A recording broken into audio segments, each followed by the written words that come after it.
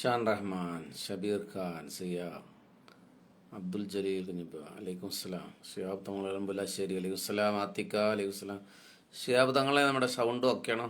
കമറുൽ ഇസ്ലാം, Faizy, Raziya, അച്ചൂസ, പുയാക്ക്, Oorakam, N V Hameed, Shaan Rahman.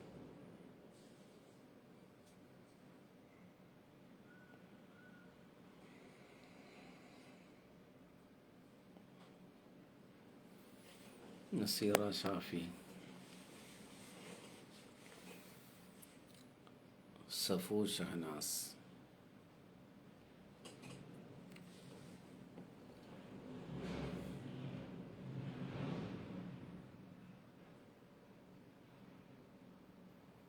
അലൈക്കുട്ടി,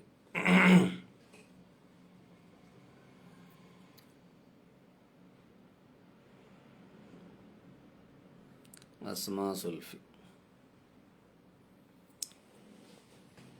Muhammad വൈസി Amani, Shabeer Khan, okay ആണല്ലേ. ഫാത്തിമ ജസീല,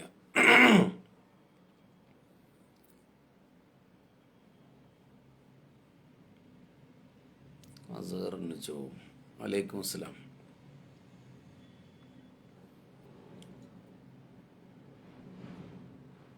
ഈ സമയത്ത് നമ്മുടെ ഒരു പരീക്ഷണമാണ്. നമ്മൾ സാധാരണ രാത്രിയാണ് നടത്തൽ. അപ്പോൾ പകലാക്കാൻ പറ്റുമെന്ന് ചോദിച്ചത് കാരണം പകലാക്കിയതാണ്. അപ്പോൾ 100 ആളുകളായാൽ നമുക്ക് ലൈവ് വിഷയത്തിലേക്ക് വരാം. അസർ നജു നമ്മുടെ കടയപ്പുറം അല്ലേ? കടയപ്പുറം ഇങ്ങനെ നോക്കുമ്പോൾ കാണാൻ പറ്റുന്നില്ല. ഇക്കയുടെ രോഗശമനത്തിന് വേണ്ടി ദുആ ചെയ്യുക. അള്ളാഹു റമദാൻ്റെ ഹക്ക് കൊണ്ട് ശിഫ പ്രദാനം ചെയ്യട്ടെ, ആഫിയത്ത് നൽകട്ടെ.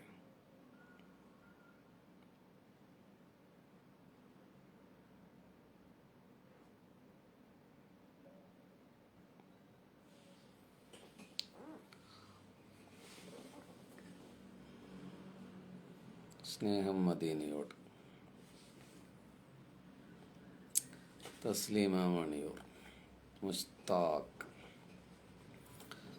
വന്നവർ ഷെയർ ചെയ്താൽ നമ്മുടെ ആളുകൾ എത്തുട്ടോ. ചിലപ്പോൾ ഈ സമയത്ത് തുടങ്ങണമെന്ന് അത്ര ശ്രദ്ധിച്ചിട്ടുണ്ടാവില്ല. ഷിഹാബുദ്ദീൻ കാടാമ്പുഴ, വലൈക്കും അസ്സലാം.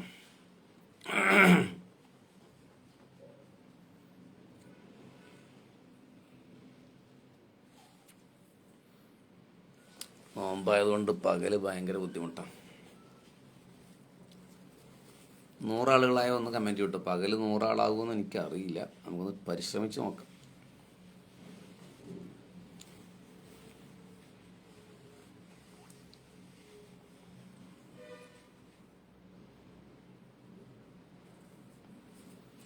അന്തൂച്ച, തോത്ത്, പേരോട്ട്, സുമി, ഷമീം, റസീന. അള്ളാഹു രോഗശമനം നൽകട്ടെ. മോൾക്ക് അള്ളാഹു ശിഫ നൽകട്ടെ. ഞാൻ ദുആ ചെയ്യുമ്പോൾ നിങ്ങൾ ആമീൻ പറയണം കേട്ടോ. ആരുടെ ആമീനോ അള്ളാഹു സ്വീകരിക്കാന്ന് പറയാൻ പറ്റില്ലല്ലോ. Hajara B T, Muhammad Ashkar K T,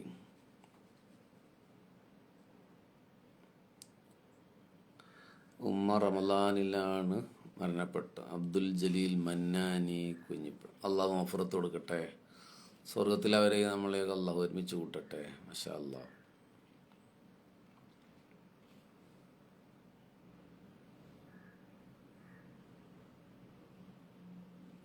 Abdulla M C, Muhammad Nishad, Shami, Reeha, Fathima, ഹമീദൊക്കെ. നമ്മൾ പകലാളുണ്ടാവില്ല എന്ന് കരുതി എല്ലാവരും ഉണ്ടല്ലോ ലൈനിൽ. Shaheer Manaladi, Shajan P K, Anishad V M, Achu Sappu, Abdullah M C M, Fasal bin Moythi. 80 ആളുകളായി. മാഷാ അല്ലാഹ്. രാത്രിയേക്കാൾ വേഗത്തിൽ 80 ആളായി ഉണ്ടല്ലോ. Asma Sulfi, Subaida, Abubakar, Muhammad Ashkar, Fathima Jaseela, Gafoor M P. ഈ സുബൈദമ്മയാണ് ഒരാൾ പറഞ്ഞത് രാത്രി വേണ്ട പകല് മതി. നമ്മുടെ ഒരു ഉമ്മാൻ്റെ സ്ഥാനത്തുള്ള ഒരാളല്ലേ. ഫൈറൂസ, ഫാദിലിയ, ബഷീർ അലനല്ലൂർ, ഫൈജാസ് യൂസുഫ്, റാഫി കാവുണ്ട, റാഫി സക്കാഫി, ഉസ്താദെ N V Hameed, Aseena C K. 100 പേരായ ഒന്ന് പറയൂട്ടോ.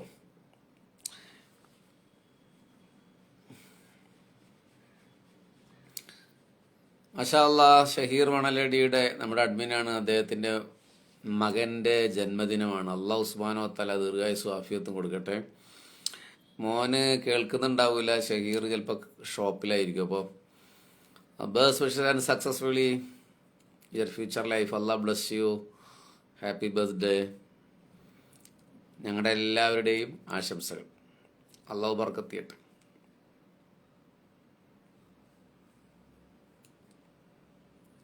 ഷറഫുദ്ദീൻ റഹ്മാനി സഹാറ അമീർ. മാഷാ അല്ലാ. ഹജ്ജിന് കാണാം നമുക്ക്.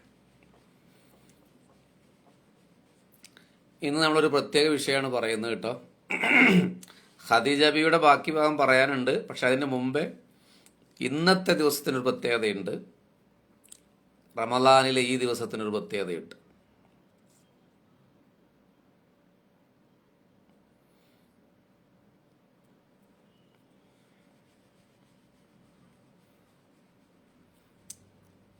ലൈവ് കേൾക്കുന്ന ആരെങ്കിലും കയ്യിൽ നഫീസത്തുമാലയുടെ PDF ഉണ്ടെങ്കിൽ ഒന്ന് വാട്സപ്പ് ചെയ്യൂ പെട്ടെന്ന് കേട്ടോ. ഗ്രൂപ്പിലുള്ളവർക്കാണ് ഇപ്പോൾ നമ്മുടെ അത് അറിയുള്ളൂ. അതിൻ്റെ PDF ഉണ്ടെങ്കിൽ ഒന്ന് അയക്കും.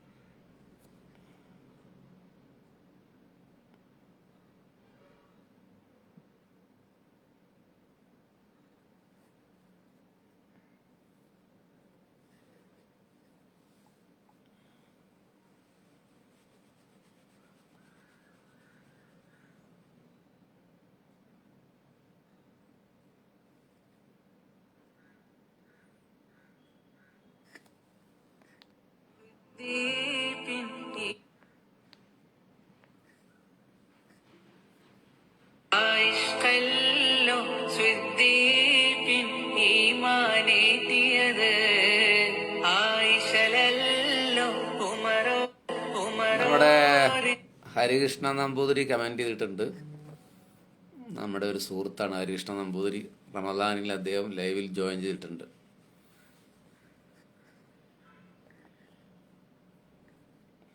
ഇസ്ലാമാക്കിയത് ആലിവല്ലോ ഉസ്മാനിൻ ഉയിരായി മാറിയത് ആവുശിരല്ലോ അലിയാരെ ഒലിയാരാക്കിയത് അവനാണ് ഈമാനിൻ ആധാരം പൊന്നേ അവരോടടുത്താൽ അഹദോനടുത്തോ അവരോടടുത്താൽ അഹദോനടുത്തോ അലം അതിശയമായി അതിൽ നമ്മൾ ആഗതരായി.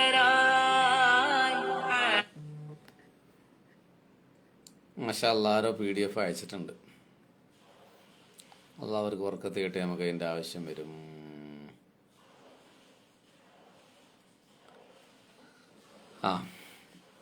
അയച്ച ആളെ പേരെനിക്കറിയില്ല. ഒരു നമ്പറിന്ന് അയച്ചിട്ടുണ്ട്. Thank you. ഗ്രൂപ്പിലുള്ള ആളായതുകൊണ്ട് നമ്മൾ അറിയണ്ടാവും. നഫീസത്തുമാല.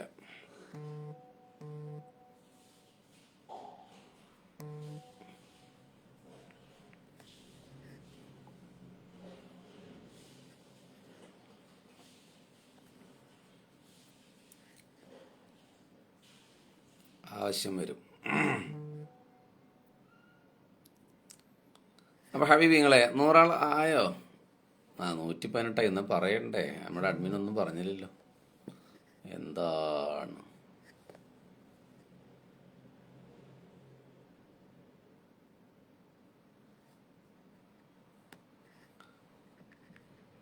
SKSFിൻ്റെ ആപ്പിലുണ്ടല്ലേ? SKSFിൻ്റെ ആപ്പിലുണ്ട് എന്നാണ് പറഞ്ഞത്. അപ്പോൾ നോക്കട്ടെ. വേറെ കിട്ടിയിട്ടുണ്ടെന്നാലും.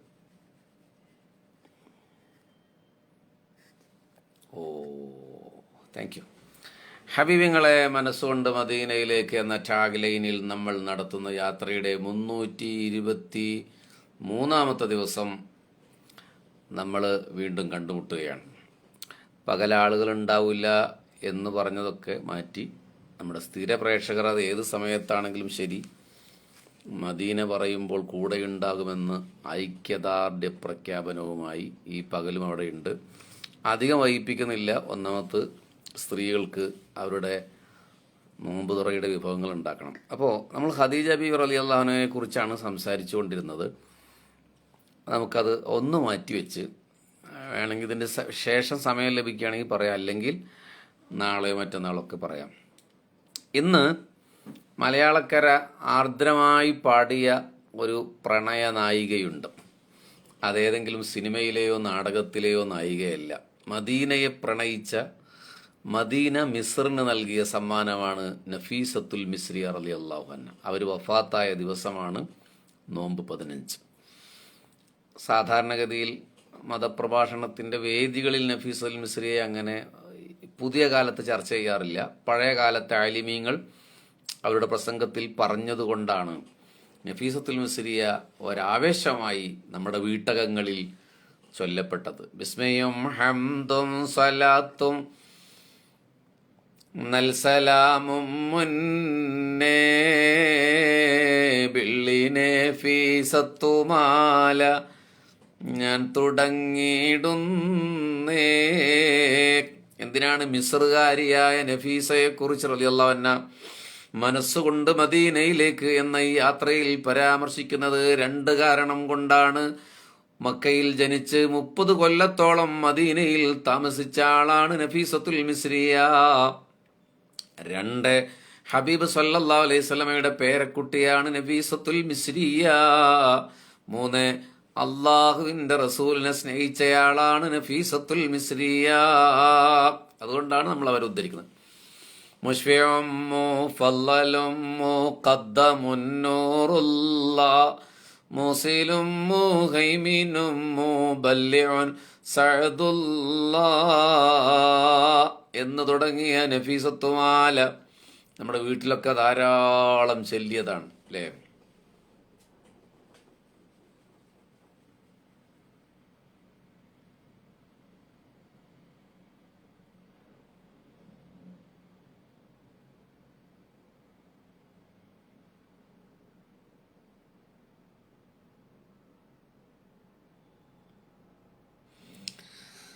അല്ല തൻ്റെ അമ്പിനാലെ ആദരിത്താമെയ്ത്തേ ഖാത്തിനെ ബിൻ്റെ മകൾ ഫാത്തിമ ബീഫേത്തേ. നല്ല മകനായ ഹുസൈൻ ഉൽബവീത്തേ നാദർ സൈദു ഇബ്നു ഹസൻ എന്നവരിൽ ജനിത്തേ. ഫാത്തിമ ബീവിയുടെ മകൻ ഹുസൈൻ റളിയല്ലാഹു അൻഹുവിൻ്റെ പേരക്കുട്ടിയായ മകനായ സയ്യിദ് ബിനു ഹസൻ എന്നവരാണ് ഈ നഫീസത്തുൽ മിസ്രിയയുടെ വല്യപ്പ.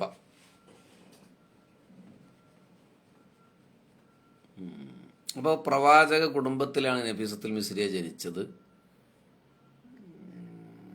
മാഷാ അല്ലാഹ്.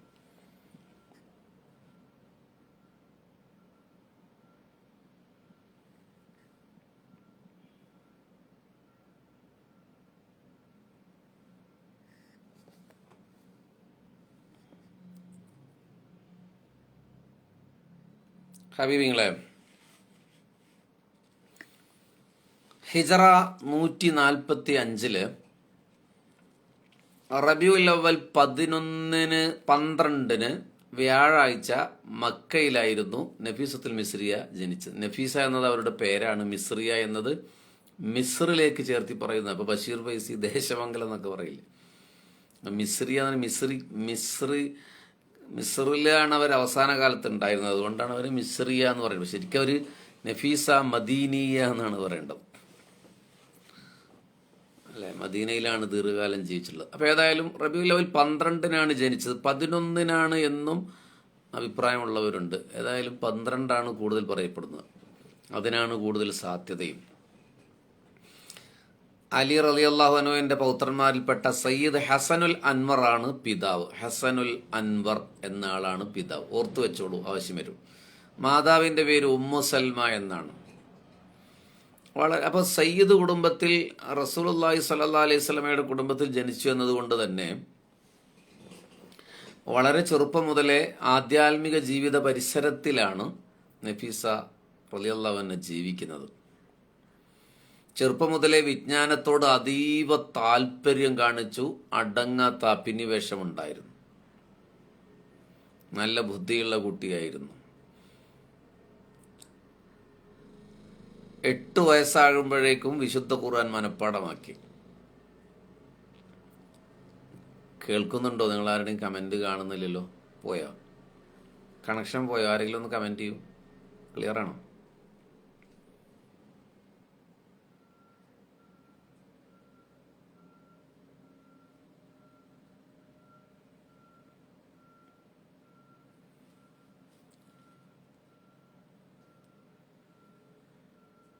എന്താണ് സംഭവിച്ചത്? നിങ്ങൾ ശ്രദ്ധാപൂർവം കേട്ടതുകൊണ്ട് കമൻറ്റ് നിർത്തിയതാവില്ലേ? Okay, thank you. അപ്പോൾ 8ാമത്തെ വയസ്സിൽ ഖുർആൻ ഹൃദയസ്ഥമാക്കി നഫീസ ബീവി റളിയല്ലാഹു അൻഹ ഖുർആൻ കാണാപ്പാഠം പഠിക്കുന്നതിനോട് മറ്റു വിജ്ഞാന ശാഖകളും അവർ പഠിച്ചു.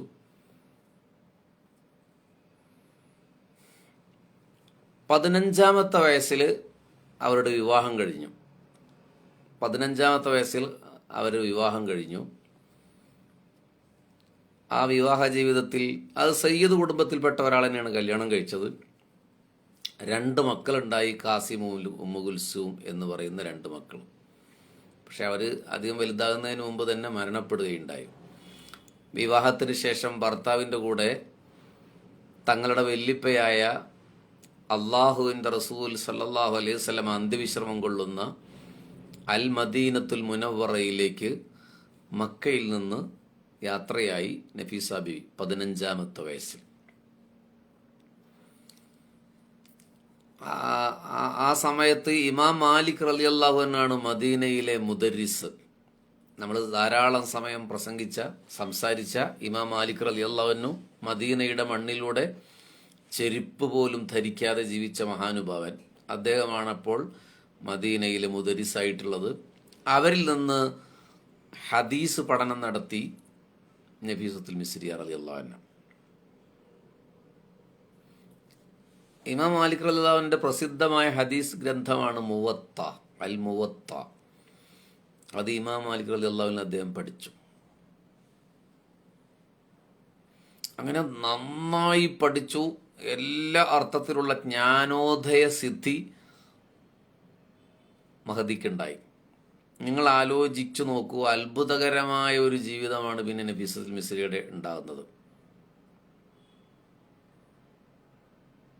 മഹദി നബി സല്ലല്ലാഹു അലൈഹി വസല്ലമയുമായുള്ള ബന്ധം പറഞ്ഞത് മനസ്സിലായില്ല. ഫജാസ് യൂസുഫ് മനസ്സിലായില്ല. അതായത് അലി റളിയല്ലാഹു അൻഹുവിന്റെ പൗത്രന്മാരിൽപ്പെട്ട, പൗത്രൻ എന്ന് പറഞ്ഞാൽ ഹുസൈൻ റളിയല്ലാഹു അൻഹുവിന്റെ മകനായ സെയ്ദ്. അപ്പോൾ അവരുടെ മകനായ ഹസനുൽ അൻവർ എന്ന ആളാണ്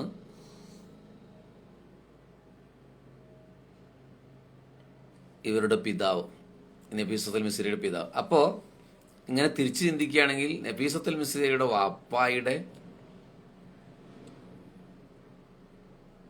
ബാപ്പയുടെ വാപ്പ അലി റളിയല്ലാഹു അൻഹു ആണ്. മനസ്സിലായോ? അപ്പം നബി സല്ലല്ലാഹു അലൈഹി വസല്ലമയുടെ തൊട്ടടുത്ത കുടുംബക്കാരാണ്. അപ്പോൾ ധാരാളം വിജ്ഞാനം കരസ്ഥമാക്കി എന്ന് മാത്രമല്ല, മദീനയിൽ വിജ്ഞാനത്തിൻ്റെ ഒരു കേന്ദ്രമായിരുന്നു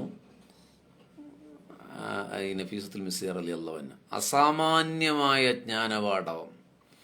അപ്പോൾ ഈ ഹജ്ജിന് വന്ന ആളുകളൊക്കെ മദീനയിലേക്ക് നബി സല്ലല്ലാഹു അലൈഹി വസല്ലമയെ സിയാറത്ത് ചെയ്യാൻ വേണ്ടി വരും. അപ്പോൾ അവരൊക്കെ സന്ദർശിക്കും നഫീസത്തുൽ മിസ്രി റളിയല്ലാഹു അൻഹയെ. അതിൻ്റെ പരിമിതി അനുസരിച്ച് നിയമപ്രകാരം അവർ സംസാരിച്ചിട്ടുണ്ട്. ഇവരിൽ നിന്ന് ഇജാസത്ത് വാങ്ങുകയും ഏതെങ്കിലും ഒരു ഹദീസ് കേൾക്കാനൊക്കെ തയ്യാറായിട്ടുണ്ട്.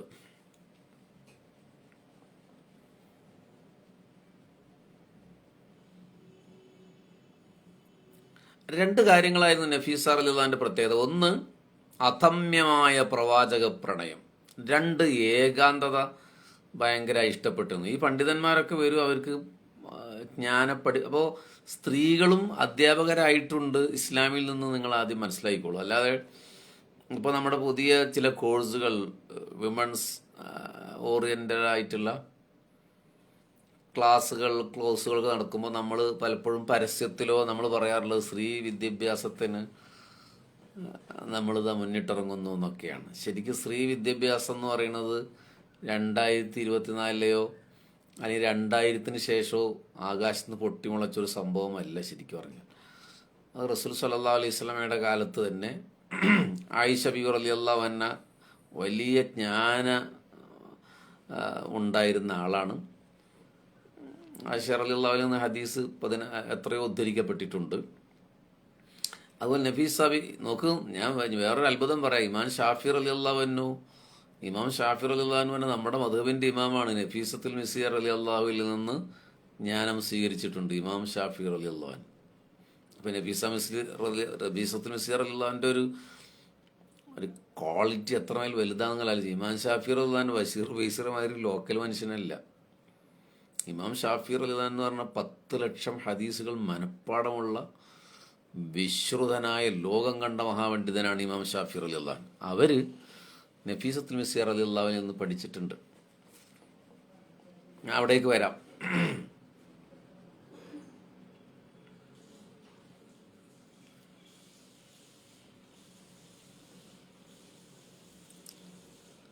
മുപ്പത് തവണ നഫീസത്തുൽ മിസ്രിയ ഹജ്ജ് ചെയ്തിട്ടുണ്ട്. അത് പിന്നെ ഒരു വലിയ സംഭവമാണെന്ന് തോന്നുന്നില്ല. കാരണം പക്ഷേ ഒരു ഹജ്ജാണെങ്കിലും വലിയ സംഭവമാണ്. പക്ഷേ അതിൽ എണ്ണത്തിൽ അത്ര പ്രത്യേകത ഉണ്ടെന്ന് എനിക്ക് തോന്നിയിട്ടില്ല. പേഴ്സണലി എനിക്ക് തോന്നിയിട്ടില്ല. അത്ര ഞാൻ പറഞ്ഞുള്ളൂ. കാരണം ചോദിക്കുകയാണെങ്കിൽ ഞാൻ പേഴ്സണലായി പറഞ്ഞുതരാം, പരസ്യമായി പറയുന്നില്ല. അപ്പോൾ പക്ഷേ അവരുടെ ഹജ്ജിനൊരു പ്രത്യേകതയുണ്ട്. മദീനയിൽ നിന്ന് മക്കയിലേക്ക് നടന്നിട്ടാണ് അവർ ഹജ്ജിന് പോയത്.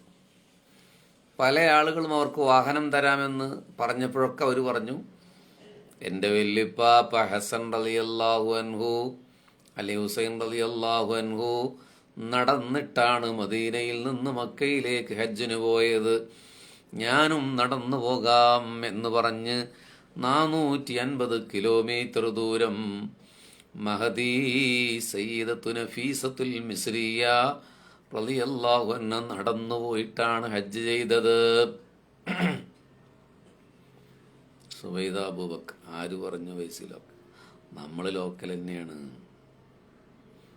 അല്ല, അവരെ വെച്ച് നോക്കുമ്പോൾ നമ്മളെന്താണ്? ഒന്നുമല്ലല്ലോ. അപ്പോൾ ഹബീബി നിങ്ങളെ അപ്പോൾ അഹ്ലു ബൈത്തുമാണ്, പണ്ഡിതയുമാണ് നഫീസത്തുൽ മിസ്രിയ റളിയല്ലാഹു അൻഹ.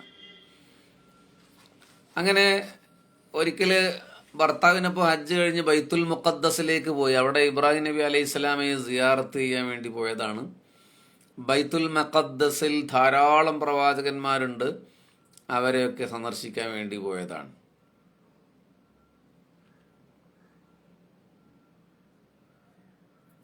അവിടെ നിന്ന് ബൈത്തുൽ മുഖദ്ദസ് പലസ്തീനാണ്. പലസ്തീനിൽ നിന്ന് അവർ ഇങ്ങോട്ട് പോയി, ഈജിപ്തിലേക്ക് പോയി.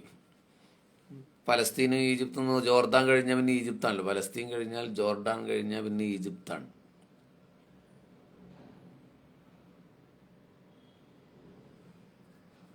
അങ്ങനെയല്ല. പലസ്തീൻ കഴിഞ്ഞാൽ നേരെ ഈജിപ്താണ്. ജോർദാൻ കഴിഞ്ഞിട്ടാണ് ഇസ്രയേൽ, ഫലസ്തീൻ. അത് ഇവിടുന്ന് പോകുമ്പോൾ അത് കഴിഞ്ഞാണ് ഈജിപ്ത്. അപ്പോൾ നേരെ ഈജിപ്തിലേക്ക് പോയി.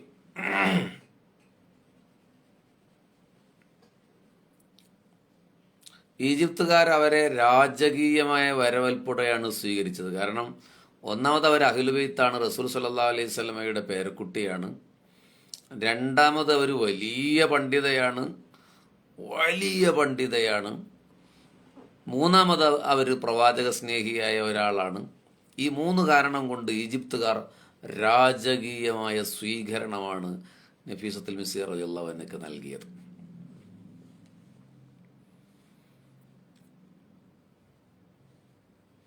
ഈജിപ്തിലെ ഒട്ടേറെ ആളുകൾ അവർക്ക് ഞങ്ങളുടെ വീട്ടിൽ താമസിക്കണം, ഞങ്ങളുടെ വീട്ടിൽ താമസിക്കണം എന്ന് പറഞ്ഞ് അവരെ നിർബന്ധിച്ചു. പക്ഷേ അവർ താമസിച്ചത് ജമാലുദ്ദീൻ അബ്ദുള്ള എന്ന് പറയുന്ന ഒരാളുടെ വീട്ടിലാണ് നഫീസത്തുൽ മിസ്രിയ താമസിച്ചത്. നിങ്ങൾ ഈ ചരിത്രം നന്നായി മനസ്സിലാക്കണം, അതിൻ്റെ സകല വൈകാരികതയോടെയും. കാരണം നഫീസത്തുൽ മിസ്രിയ ഈജിപ്തുകാരിയാണ് എന്നാണ് ചിലരുടെയൊക്കെ ഒരു ബോധ്യം. പക്ഷെ അങ്ങനെയല്ല. അപ്പോൾ അവിടെയാണ് അവർ താമസിച്ചത്. ബീവിയുടെ ഈ മഹത്വവും ഇഷ്കും അവർ ധാരാളം കറാമത്തുണ്ടായിട്ടുണ്ട്. ഒരിക്കൽ ബീവി താമസിക്കുന്ന വീടിൻ്റെ തൊട്ട സമീപത്തെ വീട്ടിൽ ഒരു ഭർത്താവ് മരിച്ചൊരു സ്ത്രീയാണ് കഴിഞ്ഞിരുന്നത്. അവർക്ക് കുട്ടികളുണ്ട്. പക്ഷേ ആ കുട്ടികൾക്ക് ഭക്ഷണം കൊടുക്കാൻ അവർക്ക് ജോലിക്ക് പോകണം.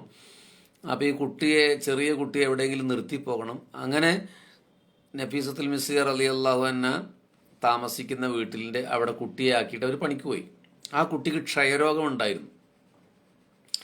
ക്ഷയരോഗം എന്ന് പറഞ്ഞാൽ മനസ്സിലായില്ലേ? സയ്യിദ് ഇസാഖ് എന്നാണ് കേട്ടോ അവരുടെ ഭർത്താവിൻ്റെ പേര്. അങ്ങനെ പറയാൻ വിട്ടുപോയത്. അപ്പോൾ അങ്ങനെ താമസിപ്പിച്ചു. അപ്പോൾ ഈ നഫീസത്തുൽ മിസ്രിയ റളിയല്ലാഹു അൻഹ ഒളു ചെയ്യുമ്പോൾ അതിൻ്റെ വെള്ളത്തുള്ളികൾ ഈ കുട്ടിയുടെ മേലേക്കായി. അതോടുകൂടി ഒരുപക്ഷെ ലൈവിൽ അങ്ങനെയൊക്കെ പറഞ്ഞാൽ ഒരുപക്ഷെ യുക്തിവാദികളും മതനിഷേധികളും പറഞ്ഞു എന്തൊരു തള്ളാണ് കണ്ടില്ലേ ഉസ്താദ്മാർ പറയുന്നതെന്ന്. നഫീസത്തുൽ മിസ്രിയ റളിയല്ലാഹു അൻഹയെയും ഇഷ്കിനെയും കറാമത്തിനെയും ഉൾക്കൊള്ളുന്ന ഒരു സദസ്സിനോട് മാത്രമേ അത് സംസാരിക്കാവൂ എന്ന നിബന്ധന പാലിക്കുന്ന ഒരാളാണ് ഞാൻ. അതുകൊണ്ട് ആണ് ചിലത് പറയാത്തത്. പക്ഷേ നിങ്ങൾക്ക് മനസ്സിലാകാൻ വേണ്ടി പറയാണ്. ഇനിയിപ്പോൾ ട്രോളായാലും കുഴപ്പമില്ല. അവരുടെ ഒളുവിൻ്റെ വെള്ളം തട്ടി ആ കുട്ടിയുടെ ക്ഷയരോഗം മാറി. അങ്ങനെ നിരവധി ദൃശ്യമായ അദൃശ്യമായ കറാമത്തുകൾ നഫീസത്തുൽ മിസ്രിയ റളിയല്ലാഹു അൻഹയിൽ നിന്നുണ്ടായിട്ടുണ്ട്. സ്ത്രീകളെ, സഹോദരിമാരെ നിങ്ങൾ ആലോചിച്ച് നോക്കൂ. തൻ്റെ 48ാമത്തെ വയസ്സിലാണ് അവർ ഈജിപ്തിലേക്ക് വരുന്നത്. 48 വയസ്സാകുമ്പോഴേക്കും അവരൊരു ലോകം കീഴടക്കി കഴിഞ്ഞിട്ടുണ്ടായിരുന്നു. മെഹബത്ത് കൊണ്ട്, തഖ്വ കൊണ്ട് ലോകം കീഴടക്കിയിട്ടുണ്ടായിരുന്നു. ഞാനിങ്ങനെ ഇന്നത് പറയാൻ വേണ്ടി വെറുതെ റീഡ് ചെയ്തപ്പോഴാലോചിച്ചു, മദീനയിൽ നിന്ന് അവർ മക്കയിലേക്ക് നടന്ന് ഹജ്ജിന് പോയ ആ സംഭവം.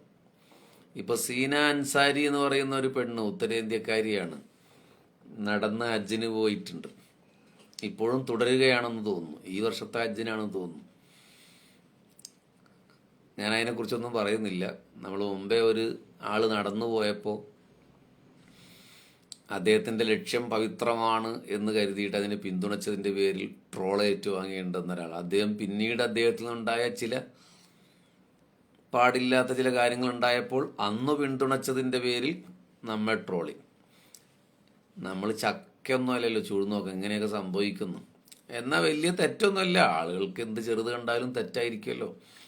അദ്ദേഹം ഫോട്ടോഷൂട്ട് നടത്തി. ഇപ്പോൾ റമദാൻ ആയതുകൊണ്ട് ഞാൻ അതിലേക്ക് പോകുന്നില്ല. അപ്പോൾ ആരെയും അങ്ങനെ ചാടിക്കയറി പിന്തുണക്കണ്ടെന്ന് തീരുമാനിച്ചു.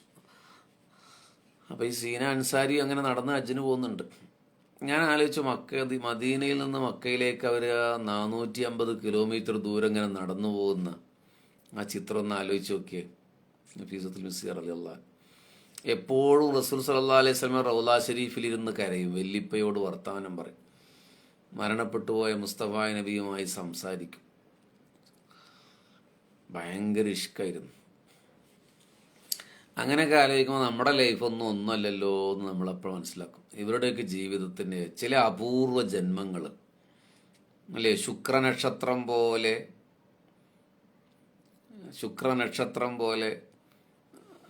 എന്താ പറയുക, ജ്വലിച്ചസ്തമിച്ചു പോയ കുറേയേറെ ജന്മങ്ങളുണ്ട്. ഈ ലൈവ് കേൾക്കുന്നവരോട് ഞാൻ പറയാം, കുറേ ദിവസങ്ങൾ എൻ്റെ മനസ്സിലുള്ളതാണ്, നമുക്ക് വ്യത്യസ്തമായിട്ട് എന്തെങ്കിലും ഒന്ന് ചെയ്തുകൂടെ എന്ന്. അപ്പോൾ നമ്മൾ ഫേസ്ബുക്കൊക്കെ പരിശോധിക്കുമ്പോൾ ഓരോരുത്തർ വ്യത്യസ്ത അനുഭവം കൊണ്ട്, ഹലാലായ കാര്യം ഞാൻ ഉദ്ദേശിക്കുന്നത്, ഹറാമായ ഒരുപാട് വ്യത്യസ്തകളുണ്ട്. അങ്ങനെയൊക്കെ ജീവിതം അടയാളപ്പെടുത്തിയ കുറേ ആളുകളുണ്ട്. എല്ലാവരും മുസ്ലിങ്ങളായിക്കൊള്ളണമെന്നില്ല, പക്ഷേ ആ മുസ്ലിങ്ങളുണ്ട്. നമ്മുടെ ലൈഫിൽ നമ്മൾ എന്താണ് അടയാളപ്പെടുത്തിയിട്ടുള്ളത്? നമ്മൾ മരിച്ചുപോയാൽ നമ്മളെ ഓർക്കാൻ മാത്രം എന്താണ് നമുക്ക് സമ്മാനമായി നൽകിയിട്ടുള്ളത്? കുറേ കാലം ജീവിച്ചു, വീട്ടുകാർക്ക് ഭക്ഷണമൊക്കെ ഉണ്ടാക്കി കൊടുത്തു, അല്ലെങ്കിൽ ഭർത്താവിൻ്റെ ഭക്ഷണം കഴിച്ചു, അല്ലെങ്കിൽ നമ്മൾ ഭക്ഷിപ്പിച്ചു. അങ്ങനെയല്ലാതെ എന്താണ്? നമ്മൾ മരിച്ചുപോയ ഒരു സാധാ മരണമായി പോയില്ലേ? ഞാൻ എപ്പോഴും ആലോചിക്കുന്നൊരു കാര്യമാണ്, എന്താണ് വ്യത്യസ്തമായി നമുക്ക് എന്തെങ്കിലും ചെയ്യാൻ പറ്റുക. വ്യത്യസ്തമായി എന്ത് ചെയ്താലും വിമർശിക്കപ്പെടും എന്നുള്ളത് വേറെ കാര്യം. എന്നാലും ഇവരുടെയൊക്കെ ചരിത്രം നമ്മൾ കേൾക്കുമ്പോഴും പഠിക്കുമ്പോഴും നമ്മൾ ആലോചിക്കണം, അവർ നമ്മളെ പോലെ മനുഷ്യന്മാരാണ്, മലക്കുകളൊന്നുമല്ല. എന്നിട്ട് അവർ ചേഞ്ചായി. ഭയങ്കരമായി വർഷങ്ങളായി ആലോചിക്കുന്നതാണ്. എനിക്ക് എന്തെങ്കിലും അങ്ങനെ വ്യത്യസ്ത പറയാനുണ്ടെങ്കിൽ നമ്മുടെ ഈ ലൈവ് മാത്രമേ ഉള്ളൂ. ഇതിപ്പോൾ അത്ര വലിയ സംഭവമാണല്ലോ, എല്ലാവരും ലൈവ് നടത്തുന്നില്ല. അപ്പോൾ അത് വലിയൊരു സംഭവമായിട്ടൊന്നും പറയാനില്ല. അപ്പോൾ എന്തെങ്കിലുമൊക്കെ നമ്മുടെ ലൈഫിൽ സംഭവിക്കണം. ഇപ്പോൾ APJ അബ്ദുൽ കലാം, അതൊരു യഥാർത്ഥ മുസ്ലിം അല്ലെങ്കിൽ പോലും അയാൾ ഇന്ത്യക്ക് മിസൈലിൻ്റെ വലിയൊരു സമ്മാനം നൽകിയ ആളല്ലേ. അങ്ങനെയാണ് അയാൾ അറിയപ്പെട്ട് ജീവിച്ചു മരിച്ചുപോയി. ഒരു ഉദാഹരണത്തിൽ പറഞ്ഞത്. അങ്ങനെ ലോകത്തെമ്പാടും കുറേ ആളുകളുണ്ട്. സമീപകാലത്തെ ചരിത്രത്തിലെ പറഞ്ഞു, പൂർവ്വകാലത്തെ ചരിത്രത്തിലൊക്കെ ഉജ്ജ്വലരായ ആളുകളുണ്ട്. അപ്പോൾ നഫീസത്തുൽ മിസ്രിയ റളിയല്ലാഹു അൻഹ തൻ്റെ 48 വയസ്സാകുമ്പോൾ ഈജിപ്തിലെത്തുമ്പോഴേക്കും ലോകം അറിയപ്പെടുന്ന മഹാപണ്ഡിതയായി മാറി. അവരെ സ്വീകരിക്കപ്പെട്ടു. ധാരാളം പണ്ഡിതന്മാർ അവരിൽ നിന്ന് വിജ്ഞാനം സ്വീകരിക്കാൻ വേണ്ടി വന്നു. നമ്മുടെ സഹോദരിമാരടുത്ത് പഠിക്കാൻ പോകാൻ പറ്റിയ ആരാണുള്ളത്? സഹോദരിമാരാലോചിക്കാൻ വേണ്ടി പറയാം. സഹോദരന്മാരുടെ ആലോചന നേരത്തെ പറഞ്ഞു. എന്താണ് നിങ്ങൾ വീട്ടിലെ അടുക്കളയിൽ ഭക്ഷണം ഉണ്ടാക്കിയെന്നല്ലാതെ അത് ഒരു നല്ല കാര്യം തന്നെയാണ്, പ്രതിഫലാർഹമായ കാര്യമാണ്. പക്ഷെ വ്യത്യസ്തമായി എന്താണ് നമ്മൾ ലോകത്തിന് വേണ്ടി ചെയ്തിട്ടുള്ളത്? വീട്ടുകാർക്ക് വേണ്ടി ചെയ്തതിനൊക്കെ വലിയ പ്രതിഫലം കിട്ടും. ലോകത്തിന് വേണ്ടി നമ്മൾ എന്താണ് ചെയ്തത്? അപ്പോൾ നമ്മളൊന്ന് ആലോചിക്കാൻ വേണ്ടി പറഞ്ഞതാണ്. അപ്പോൾ വ്യത്യസ്ത ചെയ്യാൻ വേണ്ടി നമുക്കൊരിക്കലും ഹറാമ് ചെയ്യാനും പറ്റില്ല. ഹലാലായത് തന്നെ വ്യത്യസ്തമായി നമുക്ക് എന്താ ചെയ്യാൻ പറ്റുകയെന്ന് നമ്മൾ ആലോചിക്കുക. ഓരോ ചരിത്രം വായിക്കുമ്പോഴും അതിൻ്റെ വൈകാരികതയോടെ വായിക്കുകയും കേൾക്കുകയും വേണം. എന്നതൊക്കെ ഞാൻ പറഞ്ഞു പോയതാണ്. അപ്പോൾ അവരെ സന്ദർശിക്കാൻ വരുന്ന സ്വദേശികളും വിദേശികളുമായ ആളുകളൊക്കെ പരാതി പറയാനും വിഷമം പറയാനും വന്ന് പറയും. അവരെയൊക്കെ ആശ്വസിപ്പിക്കും. രോഗശമനം തേടി വരും. അവർക്ക് രോഗശമനം അള്ളാഹുവിൻ്റെ അപാരമായ തൗഫീക്കിനാൽ നഫീസത്തുൽ മിസ്രിയ റളിയല്ലാഹു നൽകി. ആ കാലഘട്ടം ഈജിപ്ത് ഭരിച്ചിരുന്നത് സലീയ് ബിനുൽ ഹക്കം എന്ന് പറയുന്ന ഒരു ഭരണാധികാരിയാണ്. അവർ നൽകിയ സ്ഥലത്താണ് പിന്നെ നഫീസത്തുൽ മിസ്രിയ താമസിച്ചത്. അങ്ങനെ ദിവസം തോറും ആളുകൾ നിരന്തരം ഫസീല അബ്ദുൽ ലത്തീഫ് മുത്തിനോടുള്ള മഹബത്ത് ഞങ്ങൾ നിറച്ചു. അങ്ങനെ അള്ളാഹു കബൂൽ ചെയ്യുമെങ്കിൽ ആത്മീയമായ ഒരു വലിയ സംഭവമായിരിക്കും. പക്ഷെ ഒരു ഭൗതികമായിട്ടൊരു വലിയ സംഭവമല്ലല്ലോ അതല്ലേ. ഒരു 1000-2000 ആളുകൾക്കിടയിൽ മദീന പറഞ്ഞു എന്നുള്ളത് അത്ര വലിയ സംഭവമാണോ? അങ്ങനെയാണ് സമദാനി സാഹിബൊക്കെ അടയാളപ്പെടുത്തിയ ആളല്ലേ. ആള് ലക്ഷക്കണക്കിന് ആളുകൾക്ക് മുമ്പിൽ മദീന പറഞ്ഞയാളല്ലേ. അപ്പോൾ നമ്മളൊന്നും അല്ല എന്ന് തന്നെയാണ് എനിക്ക് തോന്നുന്നത്. അപ്പോൾ ഹബീബിങ്ങളെ, ഈ ആളുകൾ നിരന്തരമായി വരുമ്പോൾ അവർക്ക് ലൈഫ് ഭയങ്കര എന്താ പറയുക പ്രയാസമായി. കാരണം ആരാധനക്ക് സമയം കിട്ടാതെ വന്നു. അവരുടെ ജീവിതത്തിൻ്റെ ഒരു പ്രത്യേകത എന്താ പറയുക, കുറേ സമയം അവർ ധ്യാന നിമഗ്നതയിലിരിക്കും. അതിന് അറബിയിൽ അതിനെന്താ മുറാക്കബ എന്ന മുഷാഹദ സൂഫി ഒരു പരികൽപ്പനയിൽ അങ്ങനെയൊക്കെ പറയാൻ പറ്റും. ധ്യാനം ഇരിക്കാറുണ്ട് മിണ്ടാതെ. റസൂൽ സല്ലല്ലാഹു അലൈഹി വസല്ലമയുടെ ഹദീസ് ഉണ്ടല്ലോ, 1000 റക്അത്ത് നിസ്കരിക്കുന്നതിനേക്കാൾ ചിലപ്പോൾ ഹൈറാണ് ഒരു സഅത്ത് നേരത്തെ ചിന്ത എന്നൊരു ഹദീസിലുണ്ട്. നമ്മൾ ചിന്തിക്കാറില്ല എന്നുള്ളത്. നമ്മളെപ്പോഴും ബഹളം വെച്ചുകൊണ്ടിരിക്കുകയാണ് അല്ലേ. നമുക്ക് ചിന്തിക്കാൻ എവിടെ സമയം? ഇന്നിപ്പോൾ നോമ്പ് തുറക്കാൻ പടച്ചോനെ ബീഫ് കിട്ടിയില്ലല്ലോ എന്നുള്ളതാണ് നമ്മുടെ ചിന്ത.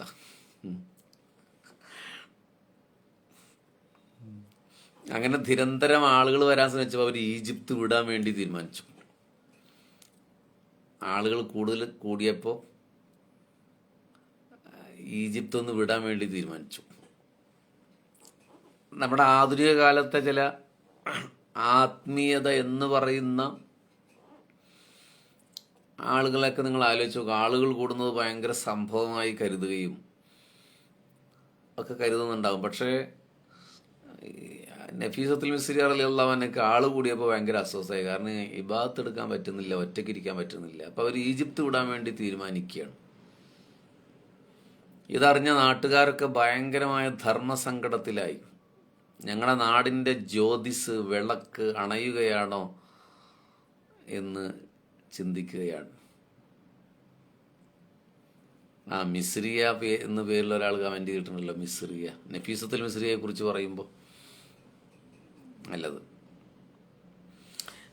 അപ്പോൾ ആളുകൾ പറഞ്ഞു, ആളുകൾ വരാതിരിക്കാൻ ഞങ്ങൾ ശ്രമിക്കുക. അങ്ങനെ ആഴ്ചയിൽ 2 ദിവസം മാത്രമാക്കി സന്ദർശകരെ നിജപ്പെടുത്തി ചുരുക്കി ക്രമീകരിച്ചു. അങ്ങനെയാണ് അവർ ഈജിപ്തിൽ വീണ്ടും താമസിക്കുന്നത്.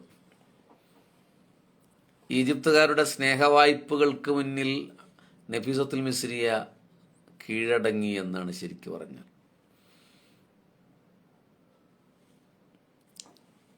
അപ്പോൾ അവരുടെ പേര് മുഴുവൻ ലോകപ്രസിദ്ധമായി. ഈജിപ്തിൽ ഇങ്ങനെ മദീനക്കാരിയായ ഒരു പണ്ഡിത എത്തി എന്നൊരു വാർത്ത. അങ്ങനെ ഇറാഖിൽ നിന്ന് ഇമാം ഷാഫി റളിയല്ലാഹു അൻഹു ഈജിപ്തിലേക്ക് എത്തുകയാണ്. മാഷാ അല്ലാഹ്, ചരിത്രത്തിൻ്റെ 2 തേജോ നക്ഷത്രങ്ങൾ കണ്ടുമുട്ടുന്ന അപൂർവ നിമിഷത്തിന് സാക്ഷ്യം വഹിക്കാൻ പോവുകയാണ് ഈജിപ്ത്. ഇമാം ഷാഫി റളിയല്ലാഹു അൻഹു വരികയാണ്. ഹബീബിങ്ങളെ, ഞാൻ ആവർത്തിച്ച് പറയുന്നു, 10 ലക്ഷം ഹദീസുകൾ മനപ്പാടമുള്ളയാളാണ് ഇമാം ഷാഫി റളിയല്ലാഹു അൻഹു. ഹലോ, നിങ്ങൾ അശ്രദ്ധയിൽ കേൾക്കരുത്. 10 ലക്ഷം ഹദീസുകൾ കാണാപ്പാടം അറിയുന്ന ആളാണ് ഇമാം ഷാഫി റളിയല്ലാഹു അൻഹു. എനിക്കോ നിങ്ങൾക്കോ 10 ഹദീസുകൾ മനപ്പാടം പറയാൻ പറ്റുമോ? 10 ഹദീസുകൾ. ഉസ്താദുമാരല്ലാത്തവരോട് ഞാൻ ചോദിക്കുകയാണ്. അത് ബുദ്ധി പരീക്ഷിക്കാനോ ഒന്നുമല്ല, നമുക്കൊരു ഇൻസ്പിരിയേഷൻ ലഭിക്കാൻ വേണ്ടിയോ. 10 ഹദീസുകൾ കാണാപ്പാടമുള്ള ആരാണുണ്ടെങ്കിൽ ഒന്ന് കമൻറ്റ് ചെയ്തോളൂ. 10 ഹദീസുകൾ, ചെറുതായാലും വലുതായാലും ശരി, 10 ഹദീസുകൾ. ഈ റമളാൻ ഇനി 15 ദിവസം കൂടി ബാക്കിയുണ്ട്. അള്ളാഹുവിൻ്റെ റസൂലിൻ്റെ 10 ഹദീസുകൾ ഞാൻ മനപ്പാടമാക്കാമെന്ന് എനിക്ക് വാക്ക് തരാൻ പറ്റും. അല്ലെങ്കിൽ ശ്രമിക്കെങ്കിലും ചെയ്യുക. നടക്കോ ഇല്ലേ എന്നുള്ളത് മറ്റൊരു കാര്യമാണ്. 15 ദിവസത്തിൽ ഇപ്പോൾ ഇന്നമൽ അഅ്മാലു ബിന്നിയാത്ത്, അതൊരു ഹദീസാണ്. അത്ര ചെറിയ ഹദീസുകൾ നോക്കിയിട്ട് നിങ്ങൾ 10 ഹദീസുകൾ റമളാനിൽ മനപ്പാടം പഠിക്കും. റസൂലുള്ളാഹിനെ സ്നേഹിക്കുന്നു എന്ന് പറഞ്ഞാണല്ലോ നിങ്ങളെല്ലാവരും കമൻറ്റ് ചെയ്യുന്നത്. അങ്ങനെയാണ് നമ്മളതൊരു ടാർഗറ്റായി എടുത്തൂടെ. 10 ലക്ഷം ഹദീസുകൾ മനപ്പാടമുള്ളയാളാണ് ഇമാം ഷാഫി റളിയല്ലാഹു അൻഹു. തയ്യാറുള്ളവരൊക്കെ ഒരു ഇൻഷാ അല്ലാഹ് പറയും. ഇൻഷാ അല്ലാഹ് പറഞ്ഞാൽ ഞങ്ങൾ ചെയ്യുന്ന നിർബന്ധമുള്ള കാര്യമൊന്നുമല്ല. പറ്റുമോ നിങ്ങൾ പരിശ്രമിച്ച് നോക്കൂ. ഒരു 10 ഹദീസുകൾ, കൊച്ചു കൊച്ചു കൊച്ചു ഹദീസുകൾ. വേണമെങ്കിൽ നമ്മുടെ വാട്സപ്പ് ഗ്രൂപ്പിൽ ആ ഹദീസുകൾ ഇടാം. ഫഇന്നമൽ അഅ്മാലു ബിന്നിയാത്ത്, ചെറിയ ഹദീസല്ലേ. അങ്ങനെ 10 ഹദീസ് റമളാനിൽ കാണാപ്പാടം പഠിക്കൂ. എന്തിന്? നമ്മൾ എന്തെങ്കിലുമൊക്കെ ലൈഫിൽ ചെയ്തു എന്നറിയാൻ വേണ്ടിയിട്ടാണ്. ഇമാം ഷാഫി റളിയല്ലാഹു അൻഹു ഹലോ 10 അല്ല, 10,000 അല്ല, 10 ലക്ഷം ഹദീസുകൾ മനപ്പാടമുള്ളയാളാണ്. ഇനി ഒന്നുകൂടി പറയട്ടെ, ഞെട്ടിക്കുന്ന ഒരു സംഭവം കൂടി പറയട്ടെ. ആ ഇമാം ഷാഫി ആരുടെ അടുത്തൊക്കെ പോകണമെന്ന് പറയാൻ വേണ്ടിയിട്ടാണ്. അതിൻ്റെ ഒരു ഗൗരവത്തെ നിങ്ങൾ ഉൾക്കൊള്ളാൻ വേണ്ടിയാണ് ഇമാം ഷാഫി റളിയല്ലാഹു കുറിച്ച് അങ്ങനെ പറയുന്നത്. അൻസിൽ നിസാം പറയുന്നു, എനിക്കറിയാമെന്ന് 10 ഹദീസ് അറിയാം. മാഷാ അല്ലാഹ്, നിങ്ങൾ ഉസ്താദ് അല്ലെങ്കിൽ എനിക്കത് അത്ഭുതപ്പെടുത്തുന്ന കാര്യമാണ്. ഉസ്താദ്മാരെന്തായാലും 10-40 ഹദീസൊക്കെ കാണാപ്പാടം പഠിച്ചിട്ടുണ്ടോ?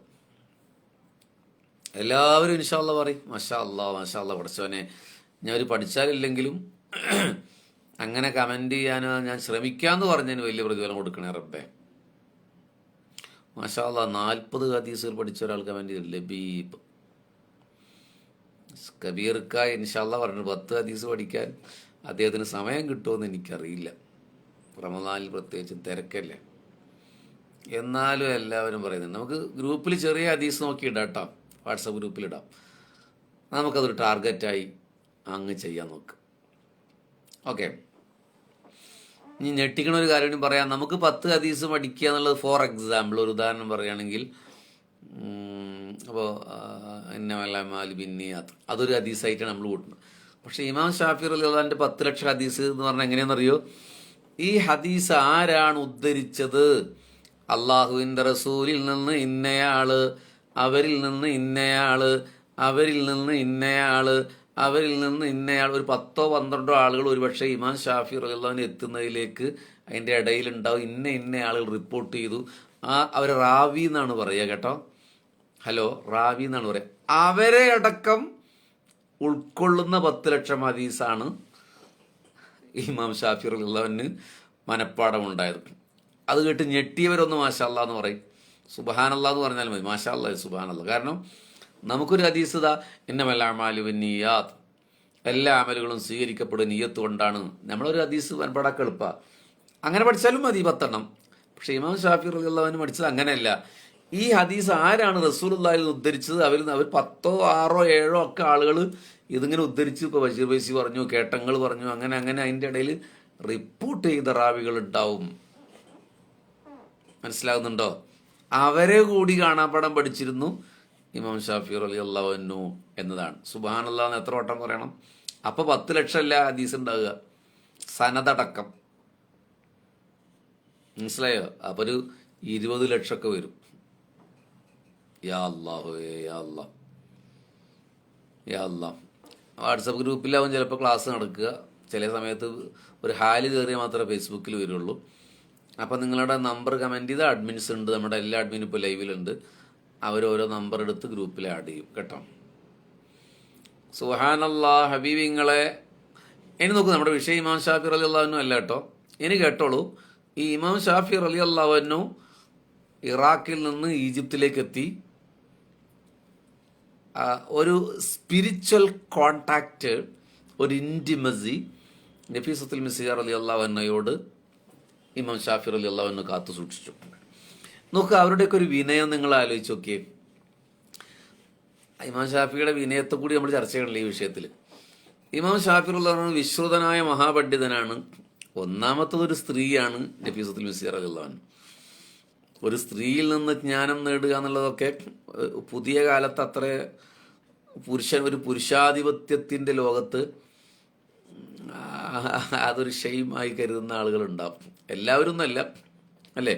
പക്ഷെ അതൊന്നും ഇമാം ഷാഫി റളിയല്ലാഹു അൻഹു കുഴപ്പമില്ല. കാരണം ഒന്നാമത്തെ നഫീസത്തുൽ മിസ്രിയ വലിയ പണ്ഡിതയാണ്, 2 അഹ്ലുബൈത്താണ്, 3 പ്രവാചക സ്നേഹിയാണ്.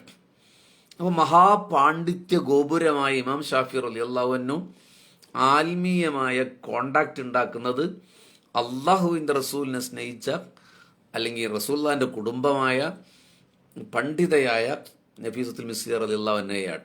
ഇത് നമുക്കൊരു പാഠമാണ് കേട്ടോ. ധാരാളം ആളുകൾ കമൻറ്റ് ചെയ്യുന്നുണ്ടല്ലോ. അപ്പം നിങ്ങളെ കണ്ടുപിടിക്കാൻ ഇനി ലൈവ് കഴിഞ്ഞാൽ ബുദ്ധിമുട്ടായിരിക്കും. അതിലും നല്ലത് നമ്മുടെ ചീഫ് അഡ്മിൻ്റെ നമ്പർ അവിടെ അദ്ദേഹമോ കമൻറ്റ് ചെയ്യുകയാണെങ്കിൽ ആ നമ്പറിലേക്ക് നിങ്ങൾ മെസ്സേജ് അയക്കുകയാണെങ്കിൽ അതായിരിക്കും കൂടുതൽ എളുപ്പം. നിങ്ങളെ കണ്ടെത്തി ആഡ് ചെയ്യുക എന്നുള്ളൊരു ബുദ്ധിമുട്ടാണ്. നിങ്ങളതിലേക്ക് മെസ്സേജ് അയച്ചാൽ നിങ്ങൾക്ക് ആ ലിങ്ക് അയച്ചെന്നാൽ പോരെ. അല്ലെങ്കിൽ ഷഹീർ മണലടി ഉണ്ട്. നമ്മുടെ അഡ്മിൻ ആരാളുള്ളത് വെച്ചാൽ അവരൊക്കെ നമ്പറൊന്ന് കമൻറ്റ് ചെയ്യൂ.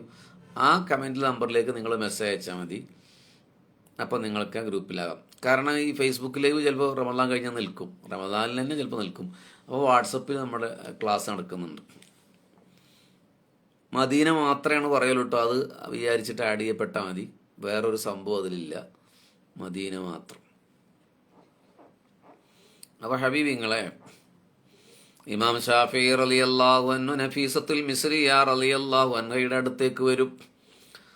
നോക്കൂ, രോഗം വന്നാൽ പ്രാർത്ഥിക്കാൻ ആവശ്യപ്പെടും. വരാൻ കഴിഞ്ഞില്ലെങ്കിൽ ആളെ പറഞ്ഞയക്കും. നഫീസത്തുൽ മിസ്രിയ റളിയല്ലാഹു അൻഹയുടെ അടുക്കിലേക്ക് ആളുകളെ പറഞ്ഞയക്കും. ഇപ്പോൾ 3 അഡ്മിൻ അവരെ നമ്പർ ഇവിടെ ഇട്ടിട്ടുണ്ട്. നിഷാദ്, ഷഹീർ മണലടി, മുകളിൽ ആരോ വേറെ ഇട്ടിട്ടുണ്ടല്ലേ. അപ്പോൾ അവർ നിങ്ങളെ ആഡ് ചെയ്യും കേട്ടോ. ആ നമ്പറിലേക്ക് നിങ്ങൾ മെസ്സേജ് അയച്ചാൽ.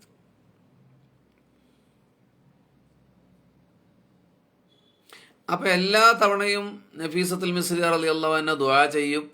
പക്ഷെ ഒരു സമയത്ത് നഫീസത്തുൽ മിസ്രിയ റളിയല്ലാഹു അൻഹ ദുആ ചെയ്തില്ല. എല്ലാ തവണയും അള്ളാഹു ശിഫയാക്കട്ടെ എന്ന് പറയുന്ന നഫീസത്തുൽ മിസ്രിയ റളിയല്ലാഹു അൻഹു ഒരു തവണ പറഞ്ഞത്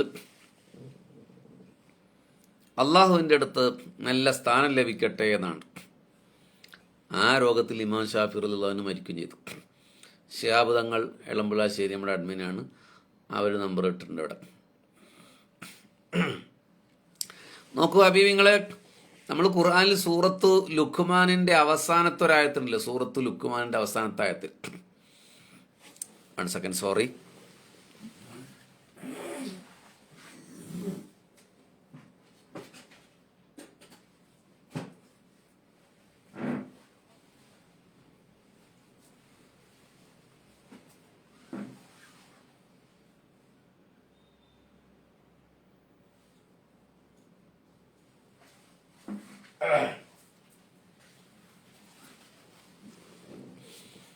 റമദാനായ സംസാരിക്കാൻ ഭയങ്കര ബുദ്ധിമുട്ടാണ്, പകലാണ്. അത് സൂറത്ത് ലുക്മാനിൻ്റെ അവസാനത്തെ ആയത്തിലൊരു സംഭവം പറയുന്നുണ്ട്, 5 കാര്യങ്ങൾ പറയുന്നുണ്ട്. അതിലൊരു കാര്യം ബി ഐ അർലിൻ തമൂത്ത്, എവിടെയാണ് നിങ്ങൾ മരിക്കുക എന്ന് ഒരാൾക്കും പറയാൻ പറ്റില്ല, എന്നാണ് എപ്പോഴാണ് മരിക്കുക എന്ന് പറയാൻ പറ്റില്ല എന്ന് പറയുന്നുണ്ട്.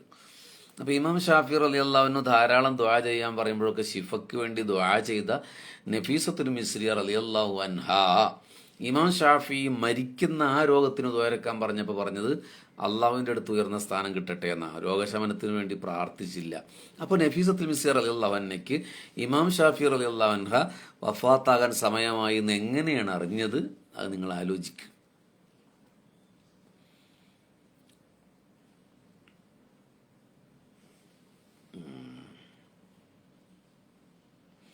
വനിതകളെ ബഹുമാനിക്കുക എന്നൊരു പാഠം കൂടി ഇമാം ഷാഫി റളിയല്ലാഹു അൻഹു അതിലൂടെ പറഞ്ഞു തരുന്നത്. ജ്ഞാനമുള്ള ആളുകൾ സ്ത്രീകളെ ബഹുമാനിക്കും, വിജ്ഞാനമുള്ള ആളുകൾ വമാ തദ്രി നഫ്സുൻ ബിഅയ്യി അർളിൻ തമൂത്ത്, ഷറഫുദ്ദീൻ കല്ലടി ഉസ്താദായിരിക്കുമല്ലേ.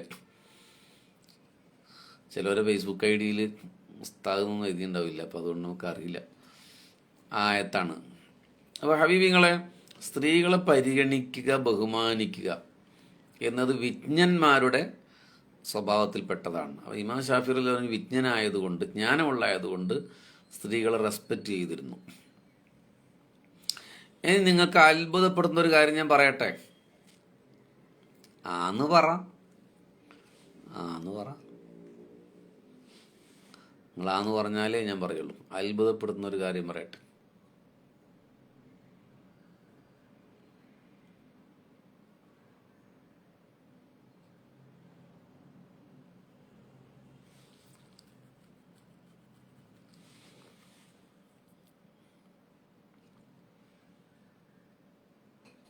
ഇമാം ഷാഫി റളിയല്ലാഹു അൻഹു ആ രോഗാവസ്ഥയിൽ നിന്ന് രക്ഷപ്പെടില്ല എന്ന് അറിഞ്ഞപ്പോൾ തൻ്റെ മയ്യത്ത് നിസ്കരിക്കാൻ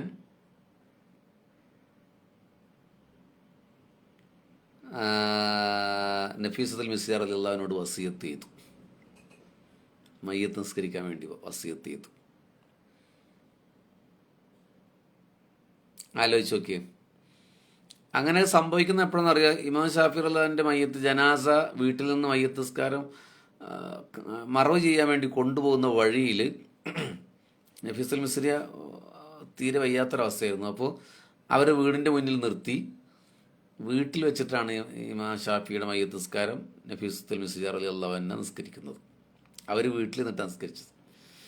ജനാസ അതുവഴി കൊണ്ടുപോയപ്പോൾ റോട്ടിൽ നിർത്തി.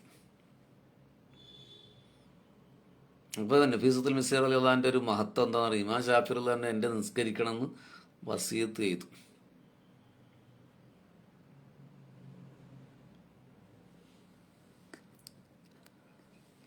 നോക്കൂ, നഫീസത്തുൽ മിസ്രിയ റളിയല്ലാഹു അൻഹ അവർ സ്വന്തം കൈകൊണ്ട് ഖബർ വെട്ടി. ഇനി പറയാൻ പോകുന്നത് ഒരുപക്ഷെ സ്ത്രീകൾക്കോ പുരുഷന്മാർക്കോ പോലും അസാധ്യമായ ഒരു കാര്യമാണ് ഇനി പറയാൻ പോകുന്നത്. ഇവിടെ ഒരു സംശയം ചോദിച്ചിട്ടുണ്ടല്ലോ, ആരാണ്? ശ്രദ്ധയിൽ പെട്ടെന്ന് പോയി. നഫീസ ബീവിയെ ഷാഫി ഇമാം കാണലും ശബ്ദം കേൾക്കലും ഒക്കെ തിരിച്ചും ഹറാമാകുമോ? അന്യ സ്ത്രീ പുരുഷനല്ലേ? ചോദിച്ചതാരാണ്? ഷഫീഖ് സഖാഫി അൽഫാരി. അത് ആ സഖാഫി ഉസ്താദിന് സംശയം ഉണ്ടായിട്ട് ചോദിച്ചതാവൂല. അദ്ദേഹം ചിലപ്പോൾ നിങ്ങൾക്ക് മനസ്സിലാകാൻ വേണ്ടി ചോദിച്ചതായിരിക്കും. 2 കാര്യമാണ്. ഒന്ന്,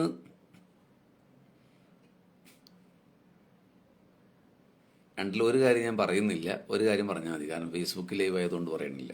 അത് മാത്രം എടുത്ത് ചിലപ്പോൾ ഫത്വ ആക്കിയ പ്രശ്നമാണ്. ഒന്ന്,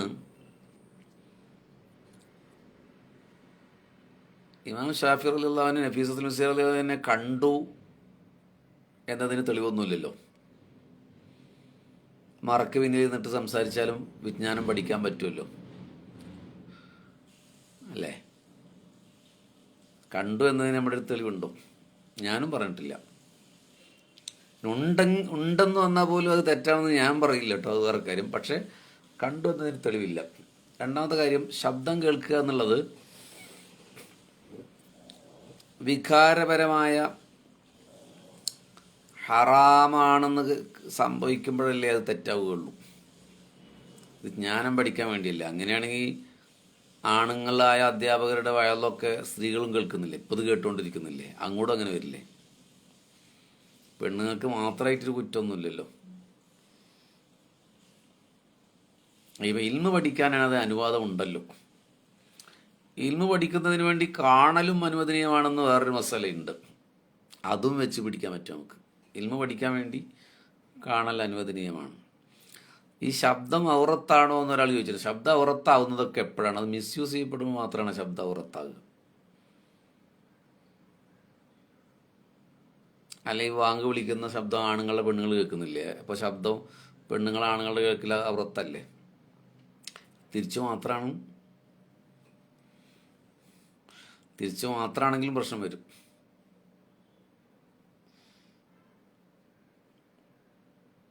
അപ്പോൾ സ്ത്രീകളോട് പൊതുവെ സലാം പറയാൻ പാടില്ല എന്നാണല്ലോ മസല. പക്ഷേ വലിയ ഉസ്താദന്മാരോട് ചോദിച്ചു നോക്കൂ, ആ മസല ഖണ്ഡിതമായി അങ്ങനെ തന്നെയാണോ? എപ്പോഴും നമ്മളൊരു പ്രായം ചെന്ന ഉമ്മയെ കാണുന്നു, നമ്മുടെ ഉമ്മയേക്കാൾ പ്രായമുള്ള ഒരാളാണ്, നമ്മളോട് സംസാരിക്കുമ്പോൾ അസ്സലാമു അലൈക്കും എന്ന് പറഞ്ഞാൽ ഈ ഹറാമ് വരുമോ?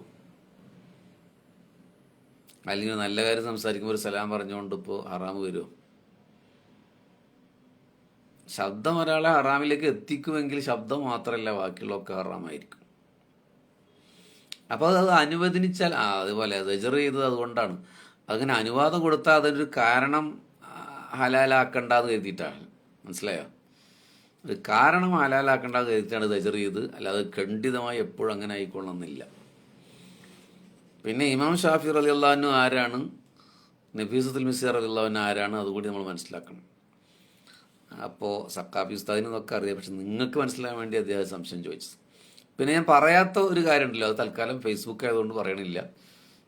അത് പറഞ്ഞാൽ നിങ്ങൾക്ക് മനസ്സിലാവും ഇത് തെറ്റായിരുന്നില്ല എന്ന് മനസ്സിലാവും. പക്ഷേ അതൊരു ഫത്വയായി പറയാൻ ഞാനൊരു ആലിമല്ലാത്തത് കൊണ്ട് അങ്ങനെ പറയുന്നില്ല. ഓക്കെ ഹബീബിങ്ങളെ, അപ്പോൾ പിന്നെ ഈ മയ്യത്ത് നിസ്കരിച്ച കാര്യം, ആദ്യം തന്നെ ഒരു പുരുഷൻ മയ്യത്ത് നിസ്കരിക്കാതല്ല നബി സല്ലല്ലാഹു അലൈഹി വസല്ലം നിസ്കരിച്ചിട്ടുള്ളത്. അതാ ജലീൽ മംഗലത്തേൽ പാനായിക്കുളം അബ്ദുറഹ്മാൻ മുസ്ലിയാരുടെ ഭാര്യ പല പണ്ഡിതന്മാർക്കും ദർസ് നടത്തിയിരുന്നു. അത് സമീപകാലത്ത്, ഇത് ഈ നൂറ്റാണ്ടിലുണ്ടായ ഒരു കാര്യമാണ് ഇവിടെ കമൻ്റ് ഇട്ടേക്കണം. ഇപ്പോൾ മനസ്സിലായോ? പാനായിക്കുളം അബ്ദുറഹ്മാൻ മഹാപണ്ഡിതനാണ്. അദ്ദേഹത്തിൻ്റെ ഭാര്യ പല പണ്ഡിതന്മാർക്കും ദർസ് നടത്തിയിരുന്നു എന്ന്. അപ്പോൾ നമ്മൾ ഓരോന്നും അതിൻ്റെ കൃത്യതയിൽ, ഇസ്ലാം ഓരോന്നിനും ഒരു കാര്യം വെച്ചത് സൂക്ഷ്മതയുടെ പേരിലാണ്. അള്ളാഹുവിൻ്റെ ദീനിൻ്റെ ശരീഅത്തിൻ്റെ പല നിയമങ്ങളും മനസ്സിലാകുന്നുണ്ടല്ലോ. ഓക്കെ, അപ്പോൾ ഇനി സംശയം ചോദിക്കരുതേ. സ്വന്തം കരങ്ങൾ കൊണ്ട് ഖബർ തീർത്ത് മരണത്തെ കാത്തിരുന്നു നബിസത്തുൽ മിസ്രി റളിയല്ലാഹു അൻഹു. ഞാനും നിങ്ങൾ എന്താണ് ദ്വാരക്കണത്? പടച്ചോനെ ദീർഘായുസ് നൽകണേ റബ്ബേ എന്നാണ് ഞാൻ നിങ്ങളും ദ്വാരന്നുകൊണ്ടിരിക്കുന്നത്.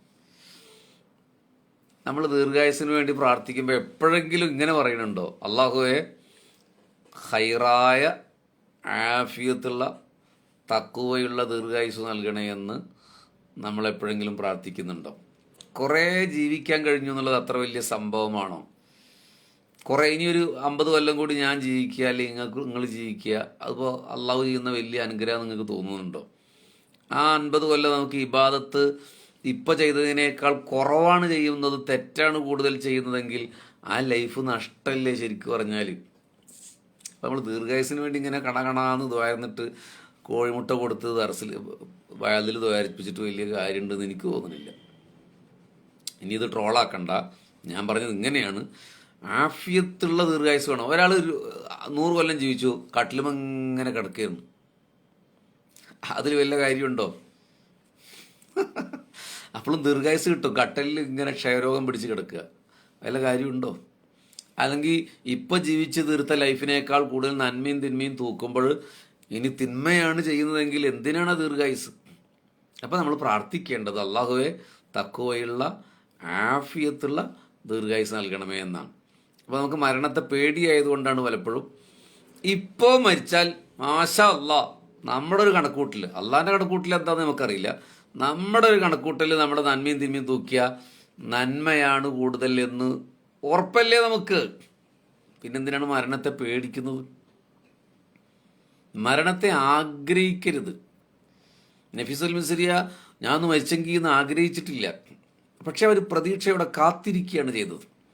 ആഗ്രഹവും കാത്തിരിപ്പും തമ്മിൽ വ്യത്യാസമുണ്ട്. നമുക്കൊരു കൊറിയർ വരാനുണ്ട്, നമ്മളതിനെ കാത്തിരിക്കും അല്ലേ. നമുക്കൊരു 10,000 ഉറുപ്പ്യ കിട്ടണം, അത് നമ്മുടെ ആഗ്രഹമാണ്. അപ്പോൾ മരണത്തെ കാത്തിരിക്കുക എന്ന് പറഞ്ഞാൽ അതിന് തയ്യാറാകുക എന്നുള്ളതാണ്. മരണം എന്നൊരു അതിഥി വരുമ്പോൾ നമുക്ക് കാത്തിരിക്കണമെങ്കിൽ നമ്മളതിന് തയ്യാറാകുക എന്നുള്ളതാണ്. ആഗ്രഹിക്കുക എന്നുള്ളത് കുറച്ചുകൂടെ ഒന്ന് പണ്ടാറാണെങ്കിൽ പെട്ടെന്ന് മരിച്ചു പോയെങ്കിൽ, ഇപ്പോൾ ഇന്ന് രാവിലെ ഇന്നലെ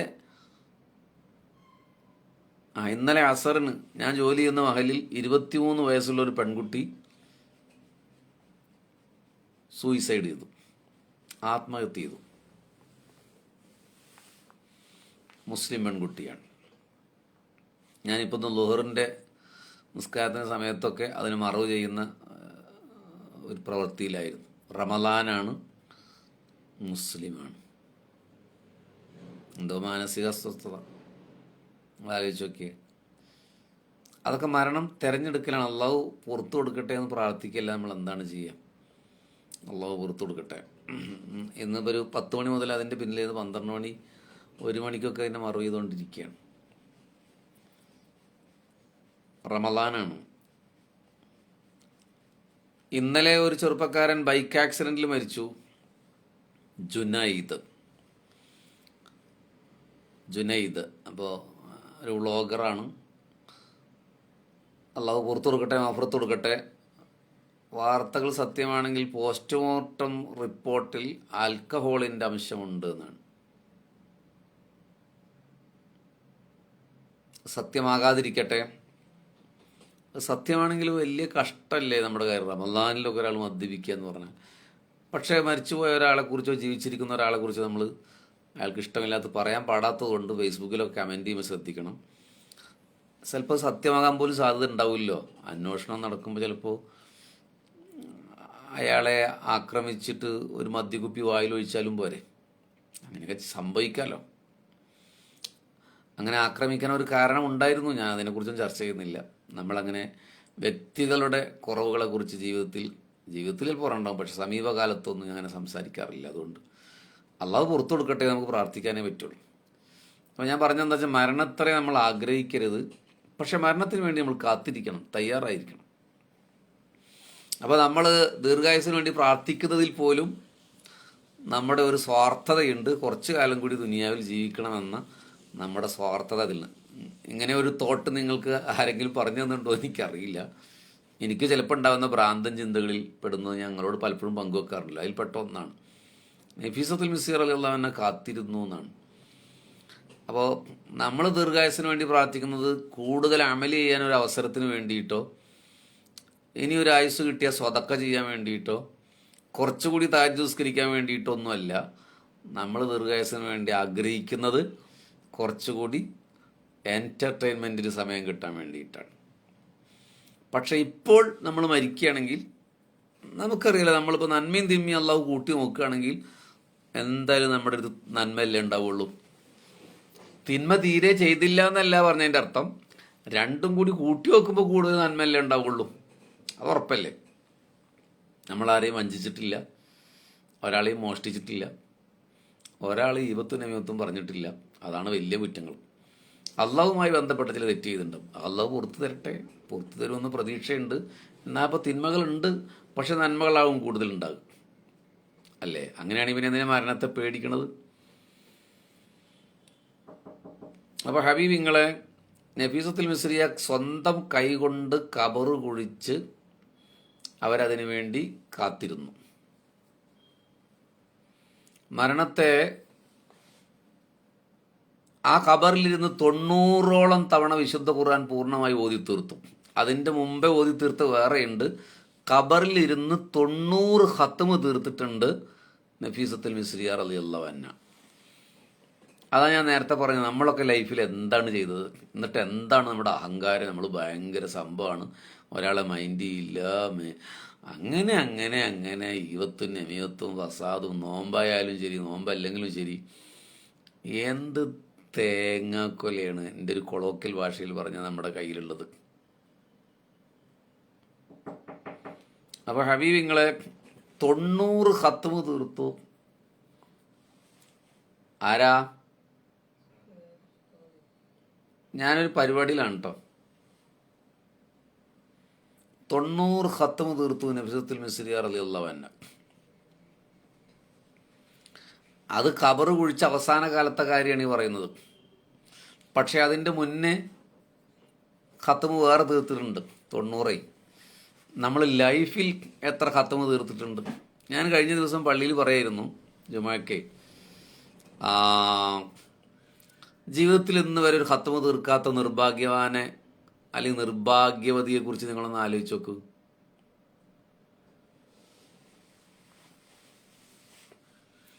അഞ്ചങ്ങാടിയിലും പണ്ഡിതൻ്റെ ഭാര്യയും മറ്റൊരു പണ്ഡിതൻ്റെ മകളുമായ ബീവിത്ത എന്ന് വിളിക്കുന്ന ഉമ്മ പണ്ഡിതന്മാർക്ക് ദിവസമെടുക്കുന്ന അക്ബർ അറക്കൽ.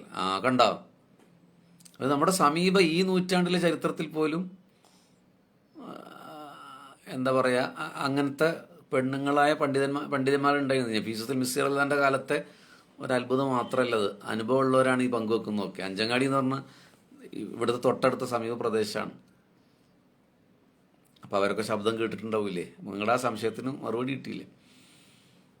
ഈ തൊഴിയൂർ ഉസ്താദ് ഉണ്ടല്ലോ, തൊഴിയൂർ MK കുഞ്ഞു മുഹമ്മദ് മുസ്ലിയാർ, സമസ്തയുടെ സുപ്രീം കൗൺസിൽ അംഗമായിരുന്നു, മുഷാവറയിൽ.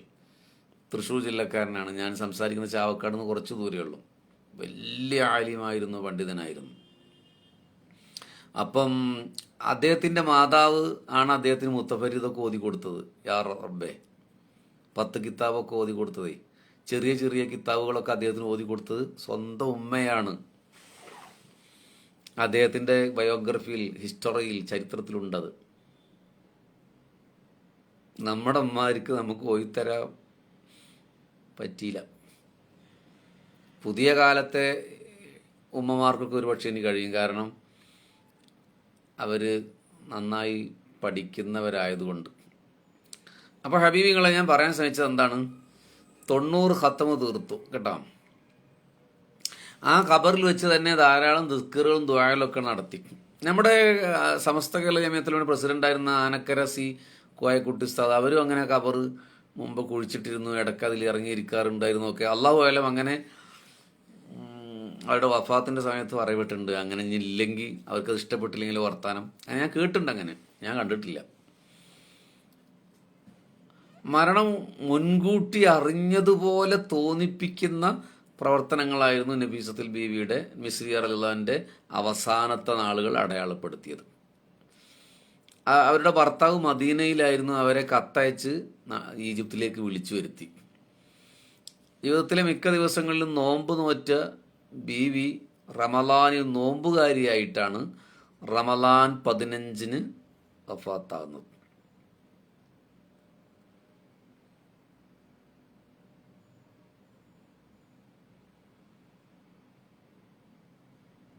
റജബിലായിരുന്നു വഫാത്ത് എന്ന് ഒറ്റപ്പെട്ട അഭിപ്രായങ്ങൾ ഉണ്ടായിട്ടുണ്ട്. സയ്യിദ് അലി കോയത്തങ്ങൾ റസൂലുള്ളാഹിന്റെ പേരക്കുട്ടിയാണ്. അള്ളാഹു ദീർഘായുസ്സ് നൽകണേ. അപ്പോൾ അവർ മരണപ്പെടുമ്പോൾ ഓതിയിരുന്ന ആയത്ത് ഇതാണ്. 7-ാം അധ്യായത്തിലെ 127-ാമത്തെ ആയത്താണ് അദ്ദേഹം ഓതിയിരുന്നത്. അറബി ടൈപ്പ് ചെയ്യാൻ കഴിയുന്നവരൊന്ന് പെട്ടെന്ന് ടൈപ്പ് ചെയ്തിടുമോ? 7-ാം അധ്യായത്തിലെ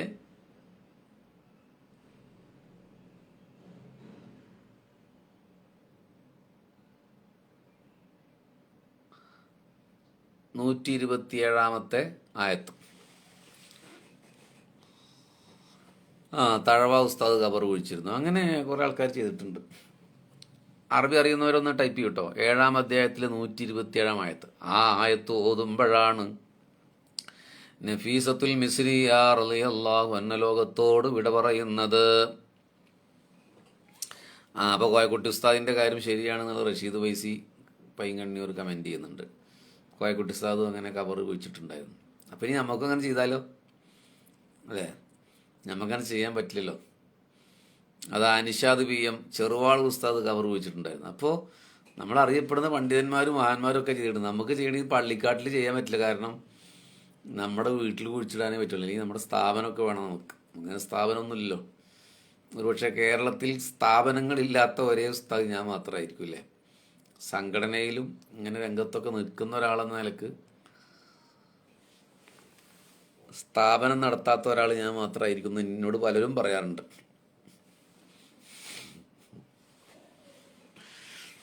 അസർ വാങ്ങിക്കൊടുക്കാനായി. അപ്പോൾ നമ്മൾ അവസാനിപ്പിക്കുകയാണ്. അപ്പോൾ ഖദീജ ബീവിയെ കുറിച്ച് നമുക്ക് നാളെ പറയാം കേട്ടോ. അവർ കാരണം ഒരുപാട് ആളുകൾ ഇസ്ലാമിലേക്ക് വന്നിട്ടുണ്ട്. അവരെ ശരിക്കും നഫീസത്തുൽ മിസ്രിയ എന്ന് നമ്മൾ വിളിക്കുന്നതാണ്. അവരെ നഫീസത്തുൽ ഇൽമ് എന്ന് വിളിച്ചിരുന്നു പണ്ഡിതന്മാരൊക്കെ. നഫീസത്തുൽ ഇൽമ്, വിജ്ഞാനത്തിൻ്റെ മുത്ത് എന്ന് വിളിച്ചിരുന്നു. പള്ളിയിൽ പറ്റുമെന്ന് പറഞ്ഞാൽ അങ്ങനെ പറ്റുമെന്ന് എനിക്ക് തോന്നുന്നില്ല. എല്ലാ പള്ളിയിലും അങ്ങനെ ഒരു കവറിൻ്റെ കാശ് കൊടുത്താൽ പറ്റുമെന്ന് പറഞ്ഞു അല്ലാഹു അലം. പിന്നെ നമ്മളങ്ങനെ കവർ ഒഴിച്ചിട്ട് കാത്തിരിക്കാൻ മാത്രം നമ്മുടെ അടുത്ത് എന്താണുള്ളത്? അതുകൊണ്ട് പ്രശ്നമില്ല. അപ്പോൾ ഈജിപ്തിലെ പ്രധാന കേന്ദ്രത്തിലാണ് അവരുടെ മക്ബറ. അള്ളാഹുവിൻ്റെ അപാരമായ തൗഫീക്കിനാൽ നഫീസത്തുൽ മിസ്രിയ റളിയല്ലാഹു അൻഹയുടെ ഖബർ സിയാറത്ത് ചെയ്യാൻ എനിക്ക് ഭാഗ്യം കിട്ടിയിട്ടുണ്ട്. ഇൻഷാ അല്ലാഹ് ഈജിപ്തിലേക്ക് വീണ്ടും പോകാൻ ആഗ്രഹിക്കുന്നുണ്ട്. ആരെങ്കിലും പോരാൻ ആഗ്രഹിക്കേണ്ടി പോയിരിക്കും. അപ്പോൾ നമ്മൾ നഫീസത്തുൽ മിസ്രിയെ കുറിച്ച് ഇന്ന് പറഞ്ഞു. ഖദീജ ബീവിയെ കുറിച്ച് വീണ്ടും പറയാം. അള്ളാഹു തൗഫീഖ് ചെയ്യട്ടെ. ഫേസ്ബുക്കിൻ്റെ ഈ തിരക്കുകൾക്കിടയിൽ എന്താണ് ഉസ്താദ് നടത്താത്തതാണ് നല്ലത്. ഇതുപോലെ കിട്ടൂല. ഏതുപോലെ കിട്ടൂല അല്ല, ഇതുപോലെ ഫേസ്ബുക്ക് നടത്തുന്നവരൊക്കെ അത് നല്ല കാര്യമല്ലേ? കുറേ ആൾക്കാർക്ക് നന്മ പഠിപ്പിച്ചു കൊടുക്കുക എന്നുള്ള നല്ല കാര്യമല്ലേ? ഇൻഷാ അല്ലാഹ് നിങ്ങളുടെ സ്ഥാപനം ഞങ്ങളല്ലേ എന്ന് ശിഹാബുകൾ ചോദിക്കുന്നുണ്ട്. അതെ, 30 ദിവസം നോമ്പ് തുറക്ക് ഞാൻ പഠിച്ചൊരു സ്ഥാപനത്തിന് വേണ്ടി ചോദിച്ചപ്പോഴും 26 ദിവസം മാത്രം നോമ്പ് തുറപ്പിച്ചങ്ങളല്ലേ 4 ദിവസം എപ്പോഴും ബാക്കി കിടക്കണം. അത് സാരമില്ല, തങ്ങൾ പറഞ്ഞതൊരു നല്ല വാക്കാണ്. നിങ്ങളുടെ സ്ഥാപനം ഞങ്ങളല്ലേ. മാഷാ അല്ലാഹ്. എന്തെങ്കിലും മരിച്ചു എന്ന് പറയുമ്പോൾ നിങ്ങളൊക്കെ ഒരു ദിവസമെങ്കിലും പ്രാർത്ഥിക്കാതിരിക്കില്ലല്ലോ. തങ്ങളൊക്കെ കുറേ ദിവസം ദ്വാരക്കും, ബാക്കിയുള്ളവരൊക്കെ ഒരു ദിവസമെങ്കിലും ദ്വാരക്കുമല്ലോ. അതൊക്കെ മതി. ഇനി എപ്പോഴേലും സ്ഥാപനം തുടങ്ങൂല എന്നൊന്നുമില്ല. പക്ഷേ ഞാൻ ഇന്ന് വരെ ജീവിതത്തിൽ ഹജ്ജ് ഗ്രൂപ്പ് തുടങ്ങിയിട്ടില്ല. ഉംറ ഗ്രൂപ്പ് പോലും ഇതുവരെ തുടങ്ങിയിട്ടില്ല. ഞാൻ പോകാൻ തുടങ്ങി 10-22 കൊല്ലമായി. ഇതുവരെ തുടങ്ങിയിട്ടില്ല. 5 കൊല്ലം 2 കൊല്ലം പോയവരൊക്കെ ഉംറ ഗ്രൂപ്പ് തുടങ്ങിയ ആളുകളെ കൊണ്ടുപോയിട്ട് എനിക്കെന്തോ അന്നും ഇന്നും അതേപോലെ തോന്നിയില്ല. ഞാൻ പല ഗ്രൂപ്പുകളിൽ അങ്ങനെ പോയതാണ്. കുറേ പൈസ ഒക്കെ ഉണ്ടാക്കായിരുന്നു, തോന്നിയില്ല. സ്ഥാപനം ഉണ്ടാക്കായിരുന്നു. ചോദിച്ച ആൾക്കാർ തരും ചെയ്യും. നമ്മുടെ നാവ് അള്ളാഹുവിൻ്റെ ഒരു തൗഫീഖ് കൊണ്ട് സംസാരിച്ചാൽ കിട്ടും. പല സ്ഥാപനങ്ങൾക്ക് പിരിച്ചു കൊടുത്തു എന്നല്ലാതെ നമ്മൾ ആയിട്ടൊരു സ്ഥാപനം തുടങ്ങിയിട്ടില്ല. ചിന്തയിലുണ്ടായിരുന്നൊരു സ്ഥാപനം, പക്ഷേ അത് ആളുകൾക്ക് ഉൾക്കൊള്ളാൻ പറ്റാത്തൊരു സ്ഥാപനമായതുകൊണ്ട് അത് ഉപേക്ഷിച്ചു. നിങ്ങൾക്കറിയാലോ, പഴയ ലൈവ് കേട്ടവർക്കറിയാം. അതായത് ഒരു ബിൽഡിങ്, ഒരു ചെറിയ പള്ളി, ഒരു ഹാള്, രാവിലെ മുതൽ വൈകുന്നേരം വരെ അവിടെ വരുന്ന ഉസ്താദുമാരൊക്കെ റസൂൽ സല്ലല്ലാഹു അലൈഹി വസല്ലമയെ കുറിച്ച് സംസാരിക്കുക. കേൾക്കുന്നവർക്കുള്ള ഭക്ഷണമൊക്കെ ഫ്രീ. 3 ദിവസം അവിടെ ഫ്രീ ആയി താമസിക്കാൻ ഭക്ഷണം. അതിൻ്റെ അപ്പുറത്തൊരു ഹാളിൽ റസൂൽ സല്ലല്ലാഹു അലൈഹി വസല്ലം സുന്നത്ത് പ്രാക്ടിക്കലായി പഠിപ്പിക്കുക. ഒളു എടുക്കുമ്പോൾ എങ്ങനെയാണ്, ഭക്ഷണം കഴിക്കുമ്പോൾ എങ്ങനെയാണ്, അത് പ്രാക്ടിക്കലായി പഠിക്കുക. ഒന്ന് അക്കാഡമിക്കൽ, ഒന്ന് പ്രാക്ടിക്കൽ. പിന്നെ പാടാൻ കഴിയുന്നവരൊക്കെ റസൂലുള്ളാഹിനെ കുറിച്ച് പാട് തന്നെ ഒരു ഭ്രാന്തൻ ചിന്തയാണ്. എന്താണ് അതിനുകൊണ്ട് സമൂഹത്തിന് ഉപകാരം എന്ന് എന്നോട് ഒരാൾ ചോദിച്ചു. ഞാൻ പറഞ്ഞു, സമൂഹത്തിന് മൊത്തം ഉപകാരത്തിനാണില്ല, വരുന്നവർക്ക് ഉപകാരപ്പെടും. അവരെ കൊണ്ട് സമൂഹത്തിന് ദ്രോഹം ഉണ്ടാവില്ല. ലോകത്ത് കിട്ടാവുന്ന എല്ലാ പ്രവാചകനുമായി ബന്ധപ്പെട്ട അറബി, ഇംഗ്ലീഷ്, മലയാളം പുസ്തകങ്ങൾ അവിടെ കൊണ്ടുവരിക. ഇത് പറഞ്ഞപ്പോൾ ഒരാൾ 4 ഏക്കർ സ്ഥലം ഓഫർ ചെയ്തു. നമ്മുടെ അഡ്മിനൊക്കെ അറിയാം, കൊളത്തൂരുള്ള ഒരാളാണ്. ഞാൻ പറഞ്ഞു വേണ്ടാന്ന്. 8 കോടി രൂപയുള്ള പൈസ എടുത്തോളി തന്നു. ഞാൻ വേണ്ടായിരുന്നു. കാരണം വയ്യാത്തതുകൊണ്ട്. ഒരു 20 ലക്ഷം ഉണ്ടെങ്കിൽ ഞാൻ സ്ഥാപനമൊക്കെ നടത്തായിരുന്നു. പക്ഷെ അതൊന്നും നമ്മുടെ സമൂഹം ആക്സെപ്റ്റ് ചെയ്യില്ല എന്ന് മാത്രമല്ല, പുതിയൊരു യുവാതാവും. പിന്നെ അത് ഭയങ്കര ചർച്ചയാവും, സംഘടന ഇടപെടും. എന്തിനാണ് അങ്ങനെ നമ്മുടെ ഭ്രാന്ത്? അള്ളാഹു നമ്മൾ കേട്ടോ പറഞ്ഞൊക്കെ സാലിഹായ അമലാക്കട്ടെ. നഫീസ് സിറാജ് ജന്നലോട് ആയത്ത് നഫീസത്തുൽ മിസ്രിയ മരണപ്പെടുമ്പോൾ ഓതിയ ആയത്ത് ഏതാണ്? വറാദൂ ബിൽ ഇഫ്സാദി ഫിൽ അർളി, ആ ആയത്താണോ? 7-ാം അധ്യായം 127-ാം ആയത്ത്. ഈ ആയത്ത് അത് ആയത്താണോ? തഫ്സീറാണ് ഇട്ടക്കണം.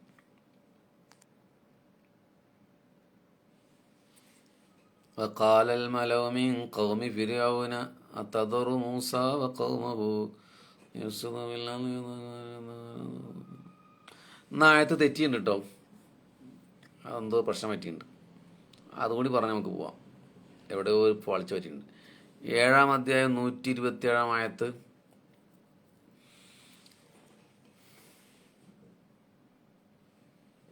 മൂസാഹിബ് എടുക്കേണ്ടി വരല്ലോ പഠിച്ചാൽ. 1 second.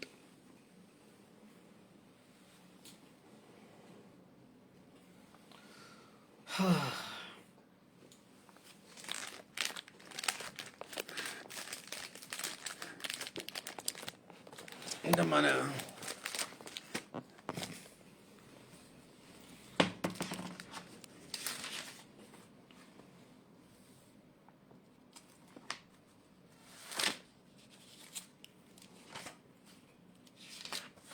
215.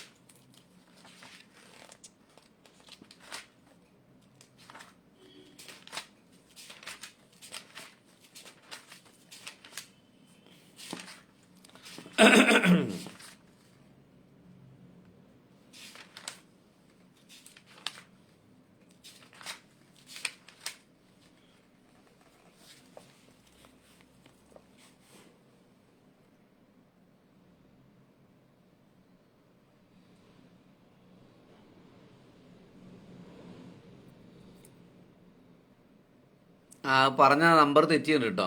നിങ്ങൾ ടൈപ്പ് ചെയ്തത് ഞാൻ പറഞ്ഞ അതേ ആയത്ത് തന്നെയാണ്, പക്ഷേ നമ്മുടെ ആയത്ത് അതല്ല ശരിക്കും പറഞ്ഞു.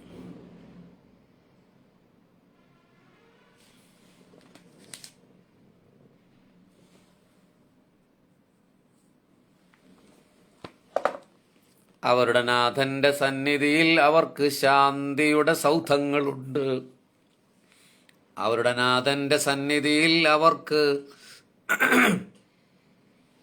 ശാന്തിയുടെ സൗധങ്ങളുണ്ട്. അവരുടെ നാഥനാണവർ. അവർ ചെയ്ത കർമ്മങ്ങളുടെ ഫലമാണിത് എന്നർത്ഥം വരുന്ന ഖുർആൻ. അതാ സൂറത്ത് തെറ്റിയതാണ്. അതാണ് അവർ പാരായണം ചെയ്തിരുന്നത്. ഓക്കെ ഹബീബിങ്ങളെ, ഏതായാലും അസർ വാങ്ങിക്കൊടുക്കാനായി. അപ്പോൾ എന്താണ് നിങ്ങളുടെ അഭിപ്രായം? സൂറത്ത് അന്നാമിലെ ആയത്താണ് തെറ്റിപ്പോയില്ലേ? ശരി.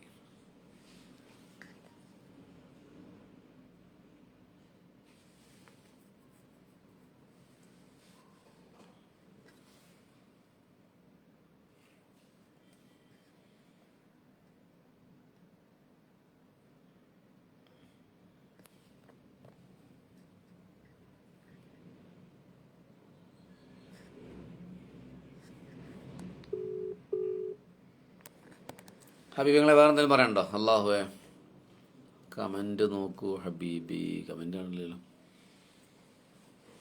ലഹും ദാറുസ്സലാം ഇൻദ റബ്ബിഹിം. അതാണ് ആയത്ത്. മാഷാ അല്ലാഹ്. ആയിക്കോട്ടെ, താങ്ക് യു. അള്ളാഹു നമ്മൾ പറഞ്ഞു കേട്ടത് സാലിഹ മലാക്കട്ടെ. ബീബി നഫീസത്തുൽ മിസ്രിയ റളിയല്ലാഹു അൻഹയെ സന്ദർശിക്കാൻ ഈജിപ്തിൽ പോകാൻ അള്ളാഹു തൗഫീഖ് നൽകട്ടെ. അവരുടെ കൂടെ സ്വർഗത്തിൽ അള്ളാഹു നമുക്ക് ഇടം നൽകട്ടെ. ഖൈറായ തഖ്വയുള്ള ആഫിയത്തുള്ള ദീർഘായുസ്സ് അള്ളാഹു പ്രദാനം ചെയ്യട്ടെ. റബ്ബന തഖബ്ബൽ മിന്നാ ഇന്നക അന്ത സമീഉൽ അലീം. ബിഹഖ്ഖി നബിയിന മുഹമ്മദ് സല്ലല്ലാഹു അലൈഹി വസല്ലം. ആമീൻ യാ റഹ്മാൻ റഹീം. നാളെ നമുക്ക് ദുആ ചെയ്യട്ടെ. ഒന്ന് ബാങ്ക് കൊടുക്കാൻ സമയമായിട്ടുണ്ട്. അപ്പോൾ എല്ലാവരും പ്രാർത്ഥനയിൽ ഉൾപ്പെടുത്താം. അസ്സലാമു അലൈക്കും.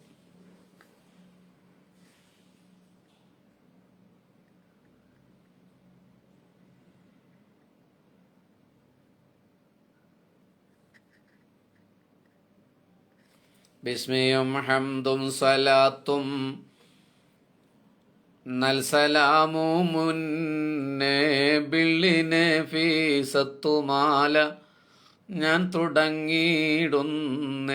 മുഷഫിഉൻ മുഫള്ളിലും മുഖദ്ദിമുൻ നൂറുല്ലാ മുസിലുൻ മുഹൈമിനുൻ മുബല്ലിഉൻ സഅദുല്ലാ മുസ്തഫ മുസദ്ദിഖുൻ മുജീബുൻ ഹബീബുല്ലാ മുൻദിറുൻ മുബശിറുൻ മുബർറുൻ കലീമുല്ലാ. അസ്സലാമു അലൈക്കും.